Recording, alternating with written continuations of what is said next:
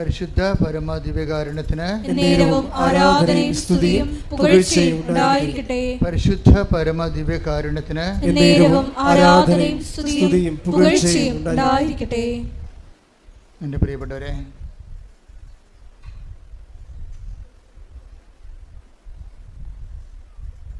ഇന്ന് നമ്മുടെ ഉടമ്പടി ധ്യാനത്തിനായിട്ട് നമ്മൾ സാക്ഷ്യ വിചാരണയ്ക്കായി എടുക്കുന്നത് ഇന്നലെ പറഞ്ഞ ഒരു സാക്ഷ്യമാണ്.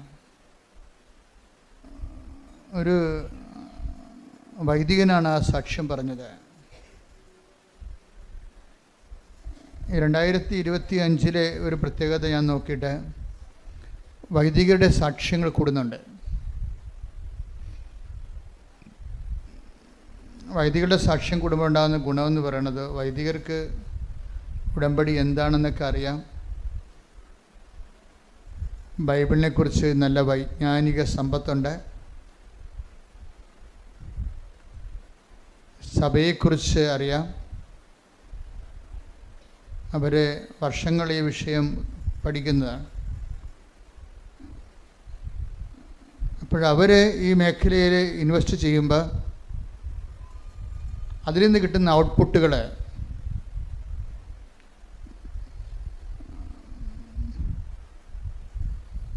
എല്ലാവർക്കും ഒരുപോലെ പ്രയോജനമുള്ളതായിരിക്കും. ഇപ്പോൾ ഇന്നലെ സാക്ഷ്യം പറഞ്ഞതൊരു ഫാദർ മാത്യു ഏലന്താനമാണ്. ഫാദർ മാത്യു ഏലന്താനം. അദ്ദേഹം കർണാടക സ്റ്റേറ്റിലാണ്, മലയാളിയാണ്. അദ്ദേഹത്തെ ഉടമ്പടിയിലേക്ക് നയിച്ച ഒരു വിഷയം ആദ്യം പറയാം. ഒന്നാമത്തെ കാര്യം, അദ്ദേഹത്തിന് കൂടെ 3 അപകടങ്ങളുണ്ടായി. 3 പ്രാവശ്യം കാലൊടിഞ്ഞ്. പിന്നീട് അത് ചികിത്സിച്ചിട്ട് ശരിയായില്ല.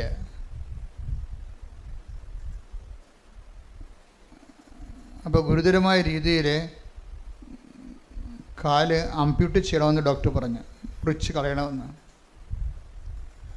അപ്പം അങ്ങനെ ഒരു നിസ്സാരമായ കാര്യമല്ലത്. വളരെ നമ്മുടെ കാലൊന്നും മുറിച്ച് കളയേണ്ട ഒരു അവസ്ഥ വന്നാൽ തീർന്നില്ല നമ്മുടെ സഞ്ചാരം. അതോടുകൂടി നമ്മുടെ സഞ്ചാരം തീർന്നു. കാലുള്ളപ്പോൾ കൃപാസനത്തിൽ വരാൻ ഭയങ്കര അകലമാണല്ല എന്നൊക്കെ പറയും. ഇനിയിപ്പോൾ അകലമാണെന്ന് പറയണ്ട, കാല് മുറിച്ച് വീട്ടിലിരുന്നാൽ മതിയല്ലോ. അല്ലേ, കാലുള്ളവർക്കല്ലേ ഒത്തിരി പ്രശ്നങ്ങളൊക്കെ പറയണത്. അയ്യോ ഭയങ്കര ഒരു ദിവസം മുഴുവൻ പോകില്ല, അവിടെ കൃപാസനത്തിൽ ഇരിക്കുമ്പോൾ ഭയങ്കര വിയർപ്പാണല്ലോ, എന്തെല്ലാം പരിപാടിയാണ് പറയണത്.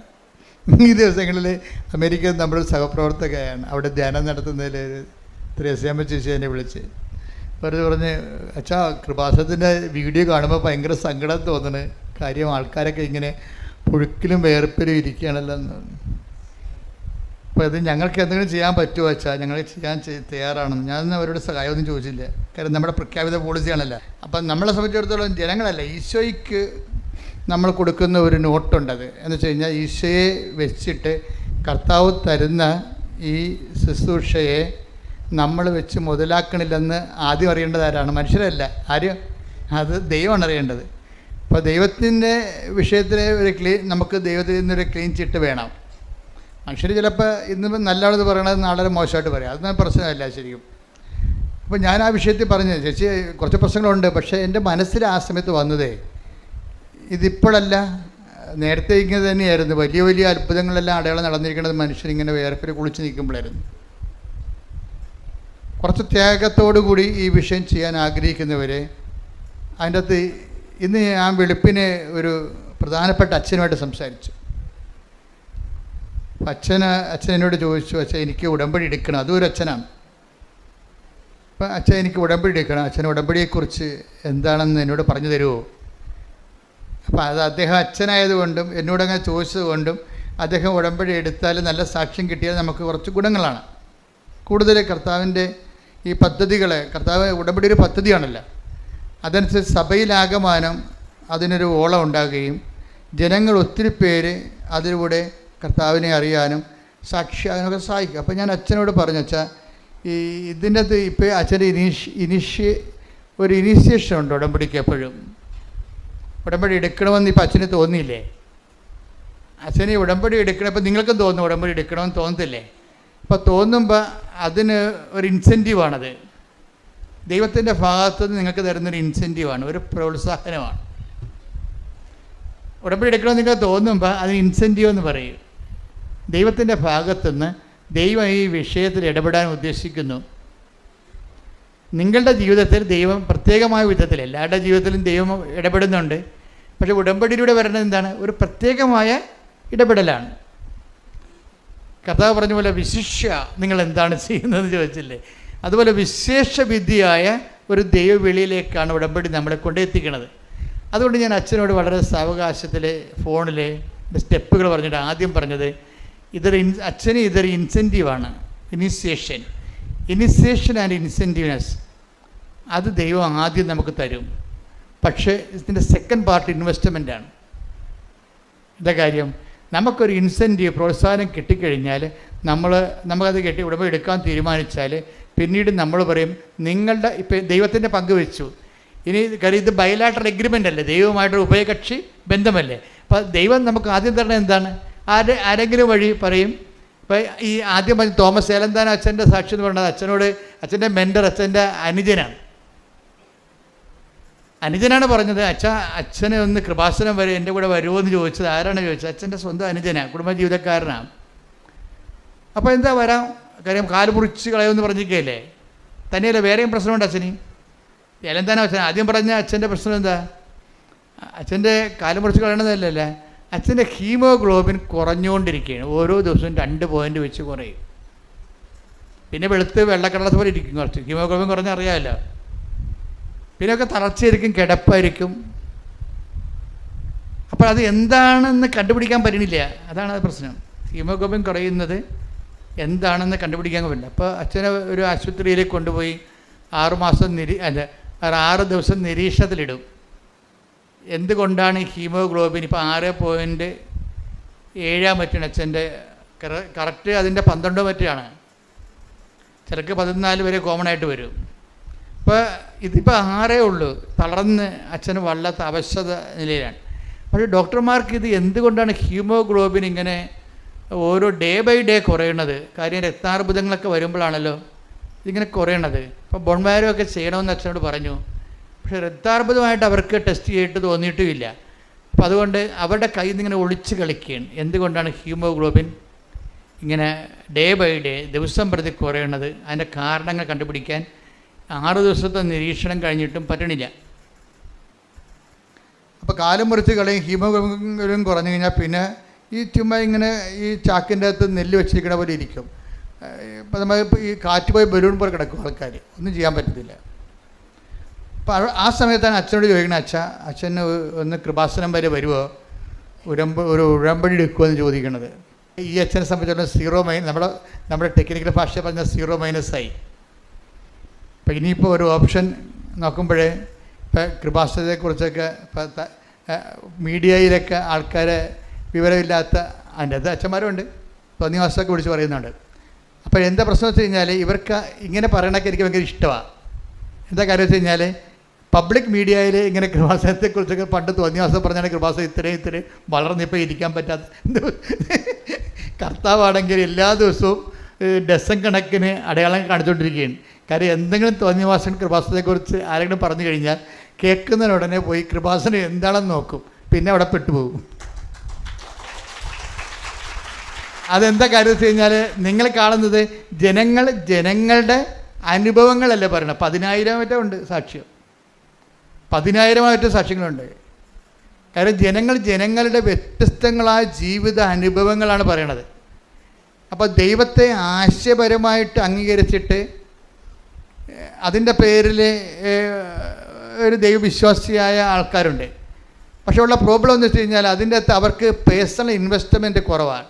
ആശയപരമായിട്ട് ദൈവം ഉണ്ട്, പൗരോഹിത്യം സ്ഥാപിച്ചതാണ്, എനിക്കും പൗരോഹിത്യം തന്നെ കിട്ടിയിരിക്കണം എന്നൊക്കെ പറഞ്ഞ് ആശയപരമായിട്ടുള്ള അറിവുകളുണ്ടെങ്കിൽ വേസ്റ്റ് ജന്മങ്ങളാണ്, വലിയ പ്രയോജനമൊന്നുമില്ല.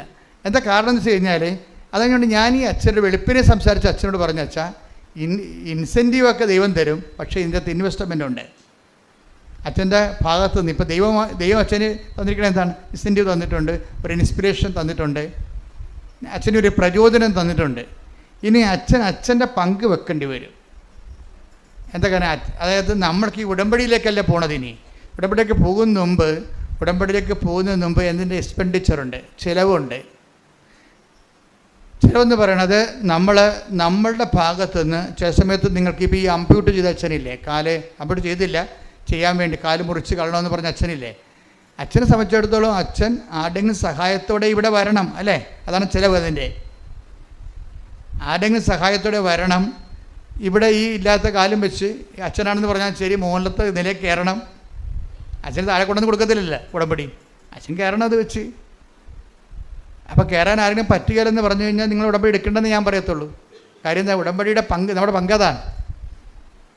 ആർക്കെങ്കിലും ബുദ്ധിമുട്ടാണെന്നൊക്കെ പറഞ്ഞു കഴിഞ്ഞാൽ പറയും, അയ്യോ ചേട്ടാ ഉടമ്പടി ചേട്ടാ ഇത് ചെയ്യാൻ പറ്റുന്നില്ലെങ്കിൽ ഇനി ഉടമ്പടിയുടെ ഒന്നും ചേട്ടന് ചെയ്യാൻ പറ്റത്തില്ല. ഇത് ചെയ്യാൻ പറ്റത്തില്ലെങ്കിൽ ഇനി ചേട്ടന് ഉടമ്പടിയുടെ ഒന്നും ചെയ്യാൻ പറ്റത്തില്ല.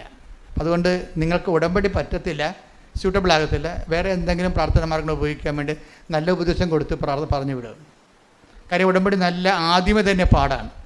ഇതാണ് ഇൻവെസ്റ്റ്മെൻ്റ് എന്ന് പറയുന്നതിൻ്റെ കാര്യം. അപ്പോൾ ആരോഗ്യമുള്ളവർക്ക് പ്രശ്നമില്ലെങ്കിൽ ആരോഗ്യമുള്ളവർക്ക് വേറെ ചില ഏടാകൂടങ്ങളൊക്കെ വരും, ചെയ്യാതിരിക്കാൻ വേണ്ടി, ഉടമ്പടി ചെയ്യാതിരിക്കാൻ വേണ്ടിയുള്ള ഏടാകൂടം. ഈ അച്ഛൻ തന്നെ വേറെ അച്ഛനോട് സംസാരിക്കുമ്പോൾ ആ അച്ഛൻ വേറെ വല്ലതൊക്കെ പറഞ്ഞു കൊടുക്കുമ്പോൾ തന്നെ ഈ അച്ഛൻ്റെ കാര്യത്തിൽ ഒരു തീരുമാനമാക്കും ഇല്ലേ.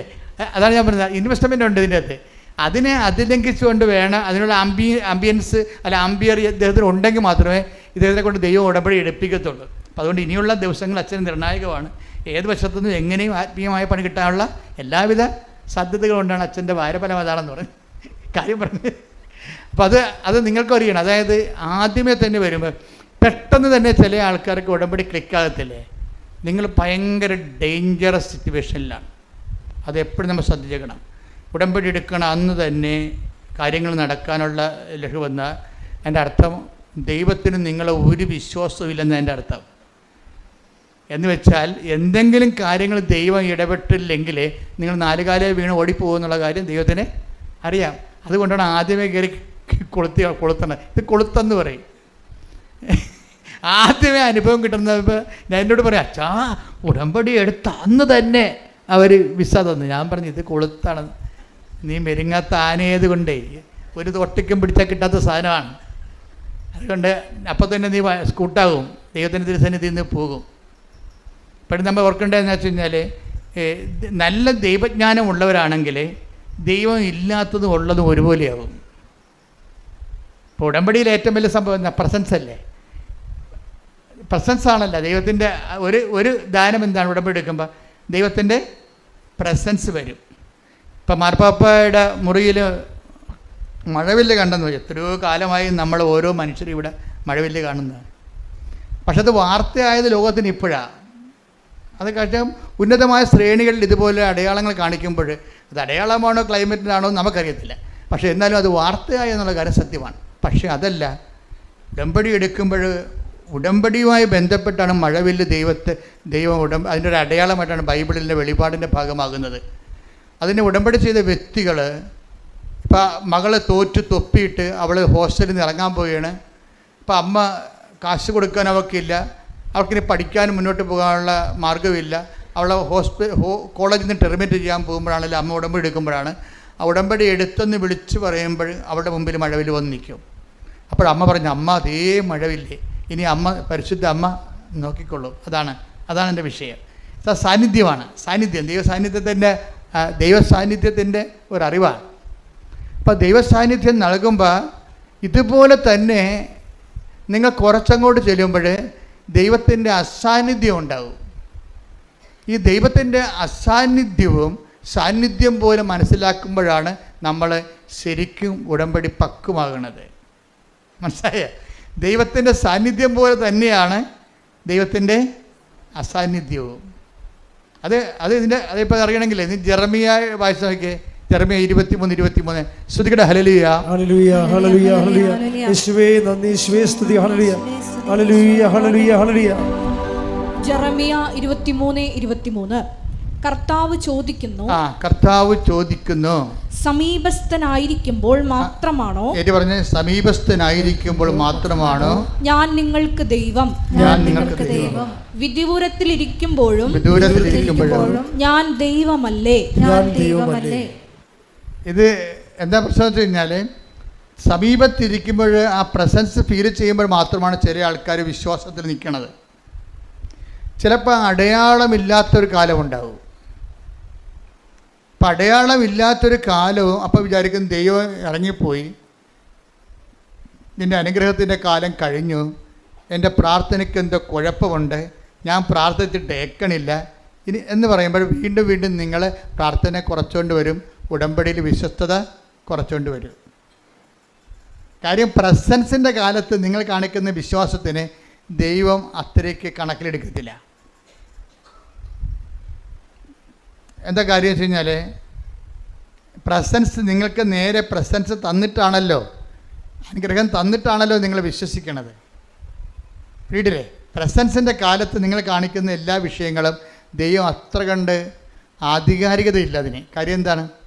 അതിപ്പോൾ അടയാളം കൊടുക്കാമെന്ന് കേട്ട് അനുഗ്രഹം കൊടുക്കുമെന്ന് കണ്ടു കഴിഞ്ഞാൽ ആരെയും ദൈവമായിട്ട് ആചരിക്കുന്നതിന് ആർക്കും ഇവിടെ പ്രശ്നങ്ങളില്ല. അഹ്റോന് പുരോഹിത വേഷം ധരിപ്പിക്കുമ്പോൾ നിത്യത വരെ അഹ്റോൻ്റെ എല്ലാ തലമുറകൾക്കുമായിട്ടാണ് ദൈവസാന്നിധ്യം മോസസ് ഓരോ ഉടുപ്പ് ധരിപ്പിക്കണം അഹ്റോന്. പക്ഷെ ആ അഹ്റോൻ തന്നെയാണ് ഒരു നിമിഷം ഈജിപ്തിൽ നിന്ന് നമ്മളെ രക്ഷിച്ചത് ഈ കാളക്കുട്ടിയാണെന്ന് പറയണത്. ദൈവത്തെ മാറ്റി നിർത്തിക്കൊണ്ട് കാളക്കുട്ടിയെ ആരാധിക്കുന്നതിന് മനുഷ്യന് ഒന്നൊന്നും അറിഞ്ഞാൽ മതി, ഒന്ന് തിരിഞ്ഞാൽ മതി, അത് ദൈവത്തിന് നല്ലവണ്ണം അറിയാം.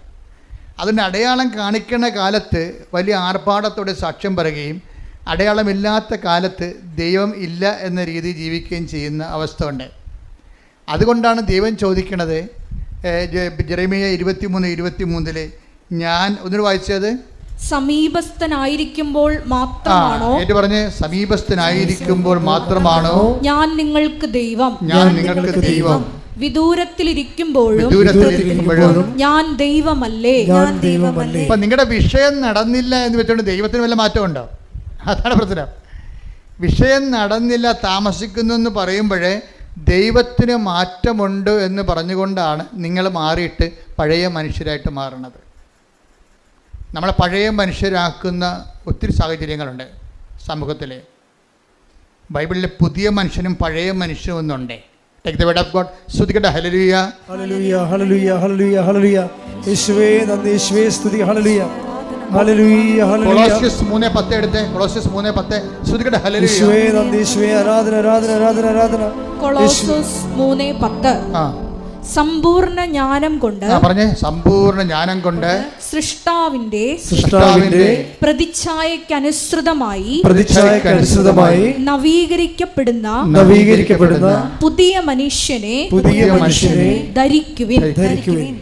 അപ്പം പഴയ മനുഷ്യനെ അതിൻ്റെ ചെയ്തികളോടുകൂടെ 9 ശ്രുതികട പഴയ മനുഷ്യനെ അവന്റെ ചെയ്തികളോടുകൂടി നിഷ്കാസനം ചെയ്യുവിൻ. അതായത് രണ്ട് മനുഷ്യർ ഉടമ്പടിക്ക് ശേഷവും ഉടമ്പടിക്ക് മുമ്പും ഉടമ്പടിക്ക് ശേഷവും ദൈവം ആഗ്രഹിക്കുന്ന ഒരു പ്രക്രിയയുണ്ട്. അത് എവിടം വരെ എത്തിയെന്ന് അതിൻ്റെ റേറ്റിംഗ് നോക്കണം. പറഞ്ഞാൽ ശരി, ഭയങ്കര സീരിയസാണ്. ദൈവം ഇങ്ങനെ അകന്നു പോകണമെന്നും അല്ല പ്രശ്നം. നിങ്ങൾക്ക് ദൈവത്തെ മനസ്സിലാക്കാൻ പറ്റാതെ വരുമ്പോൾ അകന്നതുപോലെ അനുഭവിക്കുകയാണ്. കാരണം ദൈവം ഇങ്ങനെ അകന്നു പോകുന്നു അല്ല അടുത്ത് വരുന്നു എന്നുള്ളതല്ല പ്രശ്നം ഇവിടുത്തെ. എന്താണ്? നമ്മൾക്ക് ദൈവത്തെ മനസ്സിലാക്കാൻ പറ്റാത്ത അവസ്ഥ വന്നാൽ ദൈവം അകന്നതുപോലെയാണ് നമുക്ക് അത് ആപേക്ഷികം. അപ്പോൾ നമ്മുടെ ആധ്യാത്മിക അവസ്ഥ അനുസരിച്ചുകൊണ്ടാണ് ദൈവം അടുത്തോ അകന്നോ എന്നറിയണത്. നമുക്ക് ദൈവത്തെ അനുഭവിക്കാൻ പറ്റാത്തൊരു സിറ്റുവേഷൻസ് ഉണ്ടാകണത് എങ്ങനെയാണ്? ഈ പഴയ മനുഷ്യനിലേക്ക് നമ്മൾ തിരിച്ചു പോകും. പഴയ മനുഷ്യൻ, അതാണ് ഉടമ്പടിക്ക് ശേഷവും ഉടമ്പടിക്ക് മുമ്പും എന്ന് പറയണത്. ഉടമ്പടിക്ക് മുമ്പ് എങ്ങനെയായിരുന്നോ അതുപോലെ തന്നെയാണ് ഉടമ്പടിക്ക് ശേഷവും. കുറച്ച് അടയാളം കാണാതെ വരുമ്പോൾ നിങ്ങൾ ഉടമ്പടി മറന്നിട്ട് ദൈവത്തെയും മറന്നിട്ട് പഴയതാണ് നല്ലതെന്ന് പറയും. പഴയതാണ് നല്ലത് എന്ന് പറയണത് ഇപ്പോഴൊന്നുമല്ല, പണ്ട് മുതലേ ഉള്ളതാണ്. പഴയതാണ് പുതിയ വീഞ്ഞ് കുടിച്ചതിന് ശേഷം പഴയതാണ് നല്ലതെന്ന് അവർ പറയുന്നുവെന്നാണ്. അതായത് അവർ ശീലിച്ച ഹാബിറ്റായിപ്പോയ സംഭവമുണ്ട്. അഭിരുചികളും ഹാബിറ്റുമായിട്ട് ബന്ധമുണ്ട്. ഹാബിറ്റ് എന്ന് പറഞ്ഞാൽ എന്താണ്? ശീലം. ഒരു നന്മ തിന്മകൾ എല്ലാം അനുഭവ തലങ്ങളിൽ അതൊരു ശീലമോ നല്ല ശീലമോ ദുശീലമോ ആണ്. അപ്പം നമ്മൾ ശീലിച്ചത് പാലിച്ചുകൊണ്ടിരിക്കുമ്പോൾ അത് സുവിശേഷ ചൈതന്യത്തിന് വിരുദ്ധമാണെങ്കിൽ അതിന് പഴയ മനുഷ്യനും നമ്മൾ പറയും. പഴയ മനുഷ്യനിലേക്ക് തിരിച്ചു പോകണം. ഇപ്പം ചില ആൾക്കാർ പറയല്ലേ, നോൻപ് എങ്ങനെയെങ്കിലും ഒന്ന് കഴിഞ്ഞാൽ മതിയായിരുന്നു. അതാണ് സാധനം. വീട്ടുകാർക്ക് ഭയങ്കര പിടുത്തമായിരിക്കും. മീൻ പിടുത്തം, മുട്ടക്ക് വരെ പിടുത്തം, ഇറച്ചിക്ക് പിടുത്തം. മനുഷ്യ ഇത് നോൻപാണെന്ന് അറിയാൻ പാടില്ല എന്ന് പറയുമ്പോൾ ഓ എന്നൊക്കെ പറഞ്ഞിട്ട് പിന്നെയും വെട്ടി വിഴുങ്ങും. അപ്പോൾ തലയിൽ ചൊറിഞ്ഞുകൊണ്ട് പറഞ്ഞത് എന്താണ്? നോൻപെന്ന് കഴിഞ്ഞാൽ മതിയായിരുന്നെന്ന് പറയും. ഇതാ പഴയ മനുഷ്യൻ. ഇതാണ് വിഷയം. ഇത് ഒരു വിഷയം ഭക്ഷണകാര്യത്തിൽ മാത്രമല്ല, ജീവിത ശൈലികളിലും ദൈവത്തെ മാറ്റി നിർത്തുമ്പോൾ ഒരു സുരക്ഷിതത്വം മനുഷ്യൻ അനുഭവിക്കുന്നുണ്ട്. അത് കേവലം മാനുഷികമായ ഒരു സുരക്ഷിതത്വമാണ്. ഉടമ്പടി ചെയ്തിരിക്കുന്നത് നിൻ്റെ ദൈവിക വ്യക്തിത്വവും ദൈവവും തമ്മിലാണ്. നിൻ്റെ ലോക വ്യക്തിത്വവും ദൈവവും തമ്മിലല്ല. ഒരു ലോക വ്യക്തിത്വം ഉള്ള വ്യക്തിക്ക് ഉടമ്പടി ചെയ്യാൻ പാടില്ല, പറ്റത്തില്ല. അതുകൊണ്ടാണ് സൃഷ്ടാവിൻ്റെ നിങ്ങൾ ലോകത്തെ അതിൻ്റെ ചെയ്തികളോടുകൂടെ, ലോകത്തെ എന്താ ചെയ്യേണ്ടത്? അതിൻ്റെ ചെയ്തികളോടുകൂടി ദൂരെ എറിയാൻ പറയാം. അതാ കൊളോസ്യസ് 3:9. ലോകത്തെ അതിൻ്റെ ചെയ്തികളോടുകൂടെ നമ്മൾ നോൻപിലേക്ക് പ്രവേശിക്കുകയാണ്. അപ്പോൾ പഴയ മനുഷ്യനെ ഉടമ്പടി കാലത്ത്, നോൻപ് കാലത്ത് ഉടമ്പടി എന്ന് പറയുമ്പോൾ നമ്മൾ ഏറ്റവും നല്ലൊരു കാലമാണ് നോൻപ് കാലം. ഉടമ്പടി എടുക്കാൻ പറ്റിയൊരു കാലമാണ്. ആരെങ്കിലും ഇനി ഉടമ്പടി എടുക്കാത്തവരുണ്ടെങ്കിൽ നോൻപ് കാലത്ത് അതിനുവേണ്ടി കച്ചകെട്ടി ഒരുങ്ങി ഇപ്പം നമ്മൾ ആ രീതിയിലേക്ക് എളുപ്പമായിട്ട് നമുക്ക് നോൻപിലേക്ക് ഉടമ്പടിയിലേക്ക് പ്രവേശിക്കാൻ പറ്റും. കാരണം നമ്മുടെ നോൻപ് ജീവിതവും ഉടമ്പടി ജീവിതവും ഒരുമിച്ച് പോകുന്നതാണ്. നോൻപ് ജീവിതവും ഉടമ്പടി ജീവിതവും. അപ്പോൾ അത് നമുക്കധികം ഭാരപ്പെടാതെ തന്നെ ആ നോൻപിൻ്റെ അരുവിലേക്കും ഉടമ്പടി അരുവിലേക്കും ഒരുമിച്ച് വരാൻ പറ്റും. പ്രാർത്ഥിക്കുക. കർത്താവായ ദൈവമേ, നോൻപ് കാലത്ത് അതിന്റെ അരുവിയോടുകൂടി ഉടമ്പടി ജീവിതം ജീവിച്ച് ക്രിസ്തുവിനെ എന്റെ സാക്ഷിയായി ജീവിക്കുവാൻ ഞങ്ങളെ സഹായിക്കണമേ. ശ്രദ്ധിക്കട്ടെ.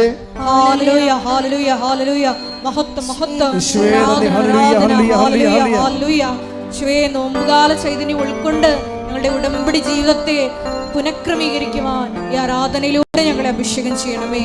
ഹല്ലേലൂയ. വിശുദ്ധീകരിച്ചിടണേ ദൈവമേ, വിശുദ്ധീകരിച്ചിടണേ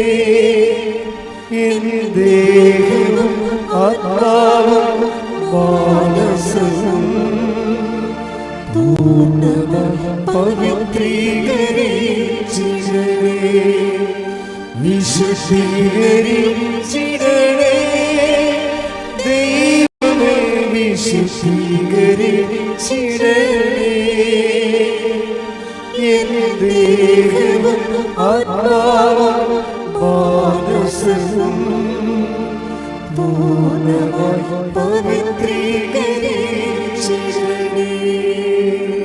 യാക്കോബ് 1:27. അതായത് ഉടമ്പടിയും ഒരു വേർപാട് ജീവിതവുമുണ്ട്. നോൻപ് കാലത്ത് ഈ അരൂപിയിലേക്ക് നമുക്ക് എളുപ്പം വരാൻ കഴിയും. യാക്കോബ് 1:27 വായിച്ച്. പിതാവായ ദൈവത്തിന്റെ മുമ്പിൽ പറഞ്ഞേ. പിതാവായ ദൈവത്തിന്റെ മുൻപിൽ പരിശുദ്ധവും നിഷ്കളങ്കവുമായ ഭക്തി ഇതാണ്. അനാഥരുടെയും വിധവകളുടെയും ഞെരുക്കങ്ങളിൽ അവരുടെ സഹായത്തിനെത്തുക. ലോകത്തിന്റെ കളങ്കമേൽക്കാതെ തന്നെ തന്നെ കാത്തു സൂക്ഷിക്കുക. ഉടമ്പടി കാലത്ത് നമ്മൾ രണ്ട് കാര്യങ്ങളാണ്. എന്താണ്? ഭക്തിയുടെ ജീവിതമുണ്ട്. പക്ഷെ ഭക്തി എന്ന് പറഞ്ഞാൽ എന്താണ്? എപ്പോഴും കൈകൊപ്പിക്കൊണ്ട് ദൈവമേ കൈതൊഴാൻ കേൾക്കുമാറാകണമെന്ന് പാടുന്നതല്ല ഭക്തി. ഭക്തി എന്ന് പറഞ്ഞാൽ എന്താണ്? ഒന്ന് വായിച്ചേ. സുവിശേഷ വിഹിതമായ ഭക്തിയുണ്ട്. എന്താണത്? പിതാവായ ദൈവത്തിന്റെ മുമ്പിൽ പരിശുദ്ധവും നിഷ്കളങ്കവുമായ ഭക്തി ഇതാണ്. അനാഥരുടെയും വിധവകളുടെയും ഞെരുക്കങ്ങളിൽ അവരുടെ സഹായത്തിനെത്തുക. ലോകത്തിന്റെ കളങ്കമേൽക്കാതെ തന്നെ തന്നെ കാത്തു സൂക്ഷിക്കുക. യാക്കോബിന്റെ ലേഖനമാണ് 1:27. അതായത് നിഷ്കളങ്കമായ ഭക്തി ഇതാണ്. ഭക്തിയെ രണ്ടായിട്ട് തിരിക്കുകയാണ്. എന്താണ് ശരിയാണത്? ഭക്തി രണ്ടായിട്ട് തിരിക്കുകയാണ്. നിഷ്കളങ്കമായ ഭക്തിയുമുണ്ട്, കളങ്കമുള്ള ഭക്തിയുമുണ്ട്. ഇപ്പം ചില പള്ളികളിലൊക്കെ ചെല്ലുമ്പോൾ എഴുന്നള്ളത്തം കഴിയുമ്പോൾ ആൾക്കാർ ഒരു നിക്കറൊക്കെ ഉടുത്ത് തോർത്തൊക്കെ ഉടുത്ത് അല്ലെങ്കിൽ പാൻസൊക്കെ ഇട്ട് കിടന്ന് ഉരുളണത് കാണാം. ഉരുണ്ട് മണ്ണും പിടിച്ച് എഴുന്നേറ്റ് വന്ന് പുണ്യാളൻ്റെ മാതാവിൻ്റെ മുമ്പിൽ നിൽക്കും. അപ്പം അവരോട് ഞാൻ ചോദിക്കും, എന്താണ് ഉരുളാൻ കാര്യം? അത് ഭയങ്കര വയറുവേദനയായിരുന്നു. ആ വയറുവേദന ഇല്ലെങ്കിൽ ഇവന് ഉരുളാൻ പറ്റത്തില്ലേ? അപ്പോൾ അതിൻ്റെ അകത്തൊരു നിഷ്കളങ്കമല്ല സംഭവം. പഥ്യമുണ്ട്, പക്ഷേ ദൈവമല്ല അതിൻ്റെ അകത്ത് മെയിൻ ആൾ. ഇവൻ്റെ വയറും വേദനയൊക്കെയാണ്. അതാണ് വിഷയം. കാര്യം മനസ്സിലായി. അവരുടെ ഒരു ഇൻറ്റൻഷൻ ഉണ്ട് അതിൻ്റെ അകത്ത്. ഇൻറ്റൻഷൻ മോശമാണെന്നല്ല, ഭക്തിയുടെ ക്വാളിറ്റി കളയുന്നുണ്ട്. ക്വാളിറ്റി ഇല്ലേ, 1-ാം തരം 2-ാം തരം എന്നൊക്കെ പറയത്തില്ലേ? ആലപ്പുഴയാണെങ്കിൽ ഇതായതുകൊണ്ട് ആലപ്പുഴ തന്നെ എക്സ്പോർട്ട് ക്വാളിറ്റി ഉണ്ട് അല്ലേ? കയറ് തന്നെ തടുക്കെല്ലാം എക്സ്പോർട്ട് ചെയ്യുന്ന ക്വാളിറ്റി ഉണ്ട്. അതുപോലെ തന്നെ ഭക്തിയും എക്സ്പോർട്ട് ക്വാളിറ്റി ഉണ്ട്. എന്താണ് എക്സ്പോർട്ട് ക്വാളിറ്റി? ദൈവത്തിന് മുൻതൂക്കം കൊടുത്തുകൊണ്ട് ഭക്തിയാണ് ദൈവത്തെങ്കിലേക്ക് പോണത്. അല്ലാത്ത ഭക്തി നമ്മളിലേക്കും കൂടി അതിൻ്റെ അകത്ത് വരുന്നുണ്ട്. നമ്മുടെ IELTS ഇപ്പോൾ പരീക്ഷ നടക്കുന്ന പിള്ളേരുടെ നമ്മൾ അവസാനം പരീക്ഷയ്ക്ക് വേണ്ടി പ്രാർത്ഥിക്കും. SLCക്കാരുടെ പരീക്ഷ തുടങ്ങാൻ പോകുന്നു, ബോർഡ് എക്സാം നടന്നുകൊണ്ടിരിക്കുന്നു. കുഞ്ഞുങ്ങളാണെങ്കിൽ ഇവിടെ ഒരു ദിവസം 200 പിള്ളേരൊക്കെയാണ് വരുന്നത്. അവിടെ എല്ലാവരുടെയും ഹോൾ ടിക്കറ്റ് വെഞ്ചരിക്കും. അവിടെ അമ്മമാർ ഉടമ്പടി എടുത്താൽ മതി. പക്ഷേ നിങ്ങൾ അമ്മമാർ ഉടമ്പടി എടുത്തിട്ടുണ്ടെങ്കിൽ കുഞ്ഞുങ്ങളെ ഇങ്ങോട്ട് പറഞ്ഞു വിടണം. നിങ്ങൾ ഉടമ്പടിയിൽ ഞങ്ങൾക്ക് അവർക്ക് ഹോൾ ടിക്കറ്റ് വെഞ്ചരിച്ച് കൊടുക്കും. പരീക്ഷയ്ക്ക് വേണ്ടി പ്രത്യേക കാശുരൂപ അവർക്ക് കൊടുക്കും. നിങ്ങൾ ഉടമ്പടി കാശിനും കൊടുത്തുകൊണ്ട് പിള്ളേരെ പരീക്ഷയ്ക്ക് വിടരുത്. അതെങ്ങാനും പോയാൽ നിങ്ങളുടെ ഉടമ്പടി പോകും. അതുകൊണ്ടാണ് അച്ഛൻ പ്രത്യേക കാശുരൂപം കൊടുക്കുന്നത്. പരീക്ഷയ്ക്ക് വേണ്ടി മാത്രമുള്ള ഒരു പ്രത്യേക ആ പരീക്ഷയുടെ വെഞ്ചരിപ്പുള്ള കാശുരൂപം കൊടുക്കും. അപ്പോൾ അത് പിന്നെ അത് അവർക്ക് 5 പ്രാർത്ഥനയാണ് പിള്ളേർക്ക്. പരീക്ഷ പിള്ളേർക്ക് 5 പ്രാർത്ഥനയുള്ളത്. ഹോൾ ടിക്കറ്റ് വെഞ്ചരിക്കുന്ന, പിന്നെ കാശുരൂപം കൊടുക്കുന്നു, തൈലം പൂശി പ്രാർത്ഥിക്കുന്നു, അങ്ങനെ 5 കാര്യങ്ങൾ ചെയ്യും. പിന്നെ പരീക്ഷയ്ക്ക് ഒരുങ്ങാനുള്ള ഉപദേശം കൊടുക്കും. പിന്നെ പരീക്ഷയുടെ തനത് അഭിഷേക പ്രാർത്ഥന ചൊല്ലും. അപ്പോൾ അതിന് മാതാപിതാക്കന്മാരുടെ ഉടമ്പടി മതി. ആ വീട്ടിൽ ആരുടെയെങ്കിലും ഒരാളുടെ ഉടമ്പടി മതി. ആ വീട്ടിലായിരിക്കണം.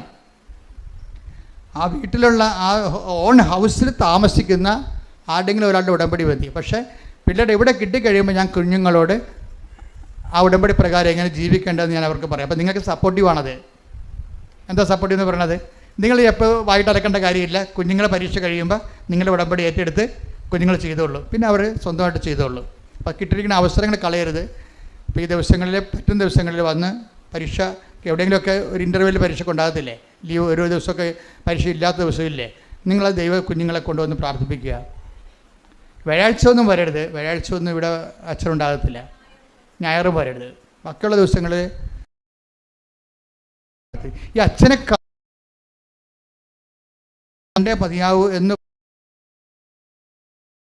ധ്യാനത്തിൽ തന്നെ ഉടമ്പടി ഞാൻ ഇവരച്ഛൻ ധ്യാനത്തിൽ തന്നെ നിൽക്കണത്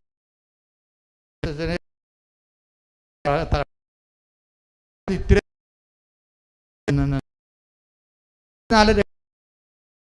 അതുകൊണ്ട്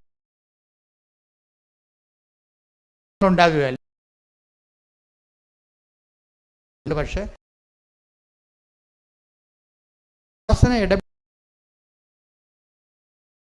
ഗുണമില്ല. എന്ത് എൻ്റെ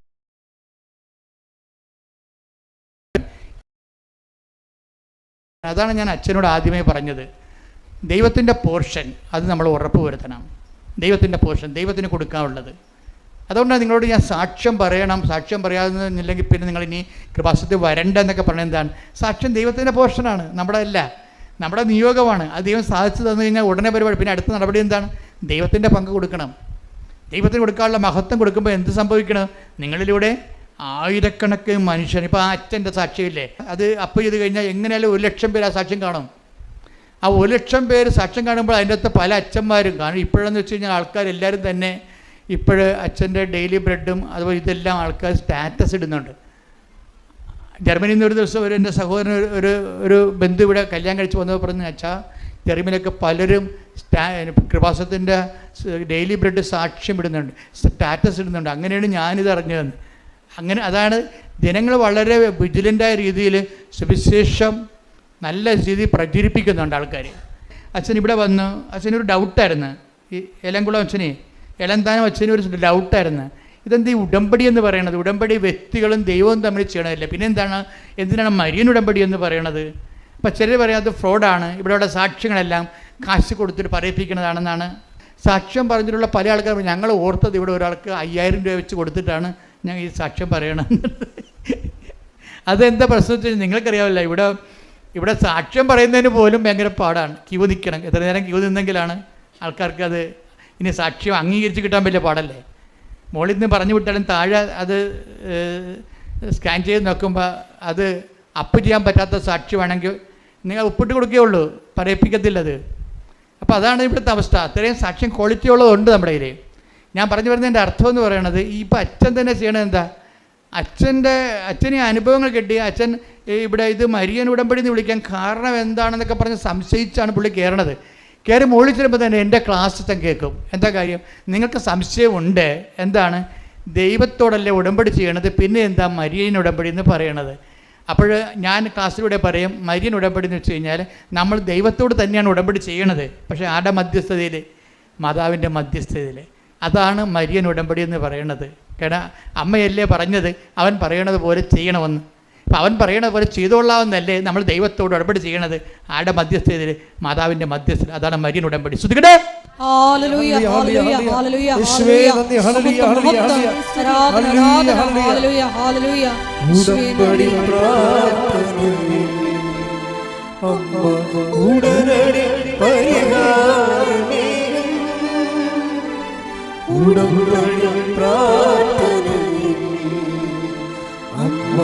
ഉടനടി പരിഹാരമേയും അവൻ പറയുന്നത് ചെയ്തിടും, ജീവിതം ധന്യമായി തീർന്നിടും. അവൻ പറയുന്നത് ചെയ്തിടും, ജീവിതം ധന്യമായി തീർന്നിടും. പരിശുദ്ധ പരമ ദിവ്യകാരുണ്യത്തിന്, പരിശുദ്ധ പരമ ദിവ്യകാരുണ്യത്തിന് ആരാധനയും സ്തുതിയും പുകഴ്ചയും ഉണ്ടായിരിക്കട്ടെ. അതിനുശേഷം ഇങ്ങനെ ഒരു മാർച്ച് 7 എന്തോ ഡേറ്റ് ഉടമ്പടി എടുത്തു. അച്ഛൻ ഉടമ്പടി എടുക്കുമ്പോഴേ അച്ഛൻ ഫുൾ ആൻഡ് ഫുൾ കൺവിൻസ്ഡ് ആയിട്ടാണ് ഈ ഉടമ്പടി എടുക്കുന്നത്. ഉടമ്പടി എടുത്തതിന് ശേഷം അച്ഛൻ എല്ലാം അതുക്കൊന്നു തന്നെ അച്ഛൻ മരുന്നുകളെല്ലാം അവസാനിപ്പിക്കും.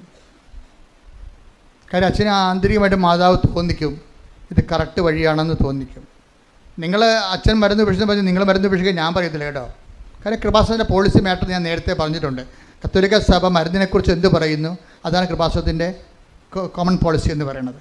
സഭ വൈദികനെയും ഡോക്ടർമാരെയും ആശുപത്രിയെയും അതുപോലെ തന്നെ വൈദ്യത്തെയും അതുപോലെ തന്നെ മരുന്നിനെയും ഒക്കെ ദൈവത്തിൻ്റെ ഹീലിംഗ്, ദൈവത്തിൻ്റെ സൗഖ്യദായകമായ പ്രവർത്തനത്തിൻ്റെ മാധ്യമമായിട്ട് തന്നെയാണ് സഭ കാണുന്നത്. അതിലൂടെയും ഡോക്ടർമാരിലൂടെയും മരുന്നിലൂടെയും സുഖപ്പെടുത്തുന്നത് ദൈവം തന്നെയാണ്. ശ്രദ്ധിക്കട്ടെ. ഹല്ലേലൂയ.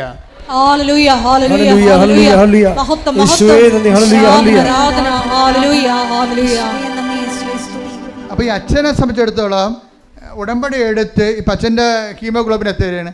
7.6. അതുപോലെ തന്നെ പിന്നീട് ഓരോ ദിവസം ചെല്ലും തോറും ഈ 2 പോയിൻ്റ് ഉടമ്പടി എടുത്തതിന് ശേഷം ഒരു മരുന്ന് ഉപയോഗിക്കാതെ ഈ ഹീമോഗ്ലോബിൻ കൂടാൻ തുടങ്ങി.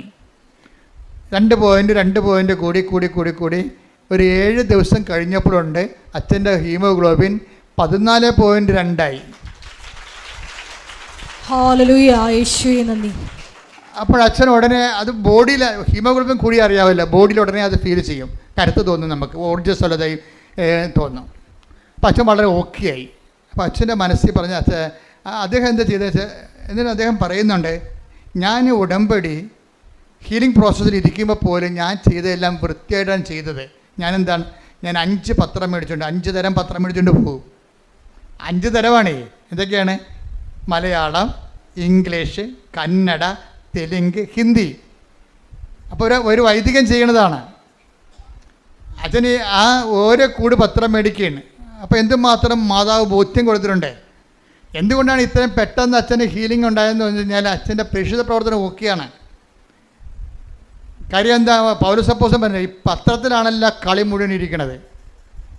അല്ല, ഇവിടെ കൃപാസനത്തിൻ്റെ അറ്റാക്ക് ചെയ്ത് അകത്തുനിന്നും പുറത്തുനിന്നും ഒക്കെ പരാതികൾ കിട്ടുന്നത് എന്താണ്? അപ്പോൾ ഞങ്ങൾക്ക് പത്രത്തെക്കുറിച്ച് ഞങ്ങൾക്ക് ചിരി വരും. എന്താ കാര്യം അറിയാമോ? പത്രം നന്നായി പ്രവർത്തിക്കുകയും അതേസമയം തന്നെ സുവിശേഷം നന്നായി പ്രചരിക്കുകയും സാക്ഷികൾ കൂടുതലുണ്ടാകുകയും ചെയ്യുമ്പോഴേ സത്താന് തീർച്ചയായിട്ടും വിറവലുണ്ടാവും. അവൻ്റെ വിറവൽ അവൻ്റെ ഓരോ തരത്തിലുള്ള മനസ്സിലുണ്ടാകുന്ന അസ്വസ്ഥങ്ങൾ വ്യക്തികളിലൂടെയും ഓരോരോ സംവിധാനങ്ങളിലൂടെയും നമ്മളിങ്ങനെ അലട്ടിക്കൊണ്ടിരിക്കും. അപ്പോൾ ആദ്യം ഞങ്ങൾക്ക് അത് മനസ്സിലായില്ല, പിന്നീട് മനസ്സിലായപ്പോൾ ഞങ്ങൾക്ക് ഭയങ്കര സന്തോഷമായി. എന്താ കാര്യം? അത്ര തീവ്രമായിട്ട് സുവിശേഷ വേല പത്രത്തിലൂടെ നടക്കുന്നുണ്ട്. ഇപ്പോൾ ധ്യാനഗുരുക്കന്മാർ വരെ അതിപ്പോൾ അംഗീകരിച്ചിട്ട് അവരവരുടെ ശുശ്രൂഷകളോട് പറയാൻ തുടങ്ങി, നിങ്ങൾ കണ്ടിട്ടില്ലേ? അപ്പോൾ ഈ അച്ഛൻ ഇത് എല്ലാ ഭാഷകളിലുമുള്ള പത്രങ്ങൾ വാങ്ങിക്കും.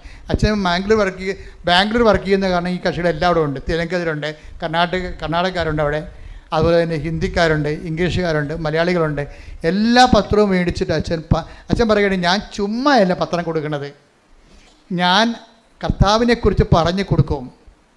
അതാണ് വിഷയം. പത്രം ഇങ്ങനെ രാവിലെ പത്രക്കാരൻ വന്ന് സൈക്കിളെ ബെല്ലടിച്ചിട്ട് പറന്നൊക്കെ വരത്തില്ലേ? നമ്മുടെ മുറികളിലേക്ക് ഇളംതിണ്ണയിലേക്ക് പൊട്ടിക്കരിയൊക്കെ പത്രം അങ്ങനെ കൊടുക്കുകയില്ല. മറിച്ച് ഇതിൻ്റെ ഉദ്ദേശം എന്താണ്? കർത്താവിനെ അറിയാത്തവരെ അറിയിക്കുക, അറിഞ്ഞവരെ ആഴപ്പെടുത്തുക. അപ്പോൾ അച്ഛൻ ചെയ്യണത് എന്താണ്? ഞാൻ അവരവരുടെ ഭാഷ, അച്ഛൻ എല്ലാ ഭാഷയും അറിയാം, അതുകൊണ്ട് അവരവരുടെ ഭാഷ മനസ്സിലാക്കിയിട്ട് അവരോട് അച്ഛൻ്റെ അനുഭവങ്ങൾ ആ ഭാഷയെ സംസാരിക്കും. തെലുങ്കിലോ കന്നഡയിലോ ഹിന്ദിയിലോ മലയാളത്തിലോ സംസാരിച്ചതിന് ശേഷമാണ് അച്ഛൻ ഈ പത്രം കൊടുക്കുന്നത്. പിന്നെ എങ്ങനെ ദൈവം വിട്ടുമാറണത്? അപ്പം അത് അദ്ദേഹത്തിന് വർക്ക് സിസ്റ്റമല്ലേ, സത്യസന്ധമല്ലേ, വർക്ക് സത്യസന്ധമല്ലേ? അതുകൊണ്ട് തന്നെ ദൈവം അദ്ദേഹത്തിലൂടെ ഇത് മാത്രമല്ല, അതായത് ഈ ബൈബിളിൽ പറയുകയും ഈ പത്രം കൊടുക്കുന്നത് എന്താ നിങ്ങൾക്കറിയാവില്ല. പത്രം എന്ന് പറഞ്ഞാൽ എന്താണ്? ഞാൻ എപ്പോഴും പറയും, അത് വെന്ത ചോറാണ്. സുവിശേഷം നെല്ലാണെങ്കിൽ അതിൻ്റെ ചോറാണ്, അത് വേവിച്ച് ജനങ്ങളുടെ അനുഭവങ്ങളാകുന്ന കറികളോട് കൂടിയാണ് ഇത് വിളമ്പഴിക്കണത്. പത്രത്തിൽ വിളമ്പഴിക്കണത് എന്താണ്? അത് ചോറും കറിയുമാണ് വചനം. ജനങ്ങളുടെ അനുഭവങ്ങൾ ആ വചനം ഓരോ വ്യക്തികളും വിശ്വാസം, പ്രത്യാശ, ദൈവസ്നേഹം എന്നിവ കൊണ്ട് പാചകം ചെയ്യുമ്പോൾ ആ നെല്ല് ചോറായിട്ട് വെന്തിട്ട് അതിൻ്റെ കൂടെ അവരുടെ അനുഭവങ്ങളാകുന്ന കറികളോട് കൂടി ഒരു വിഭവമായിട്ടാണ് നമ്മളത് ജനങ്ങളിലേക്ക് എത്തിക്കുന്നത്. പത്രം ഒരു സുവിശേഷ വിഭവം. കൈയടിക്കട്ടെ, ശ്രുതികട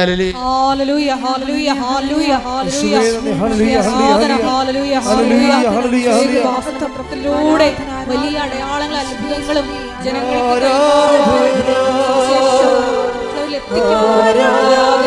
അഭിഷേകം ചെയ്യണമേ. ഹല്ലേലൂയ.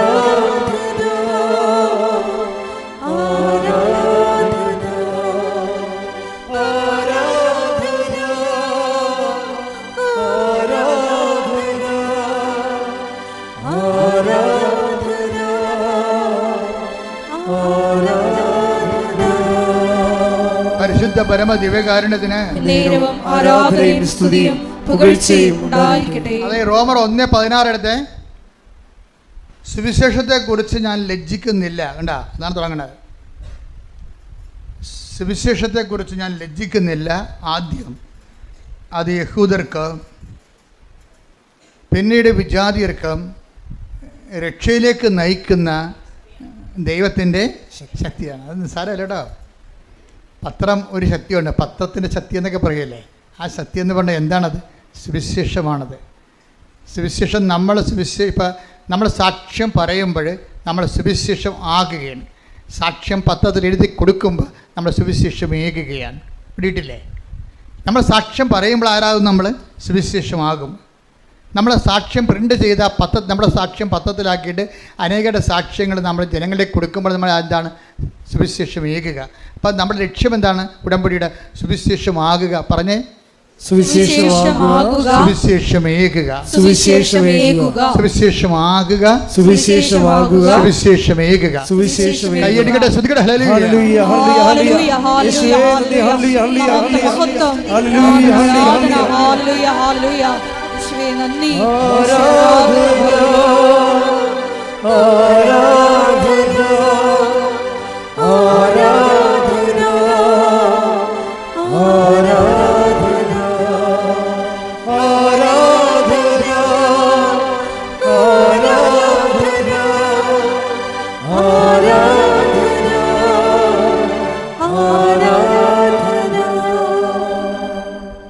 സുവിശേഷത്തെ പറ്റി ഞാൻ ലജ്ജിക്കുന്നില്ല. പറഞ്ഞേ, സുവിശേഷത്തെ പറ്റി ഞാൻ ലജ്ജിക്കുന്നില്ല.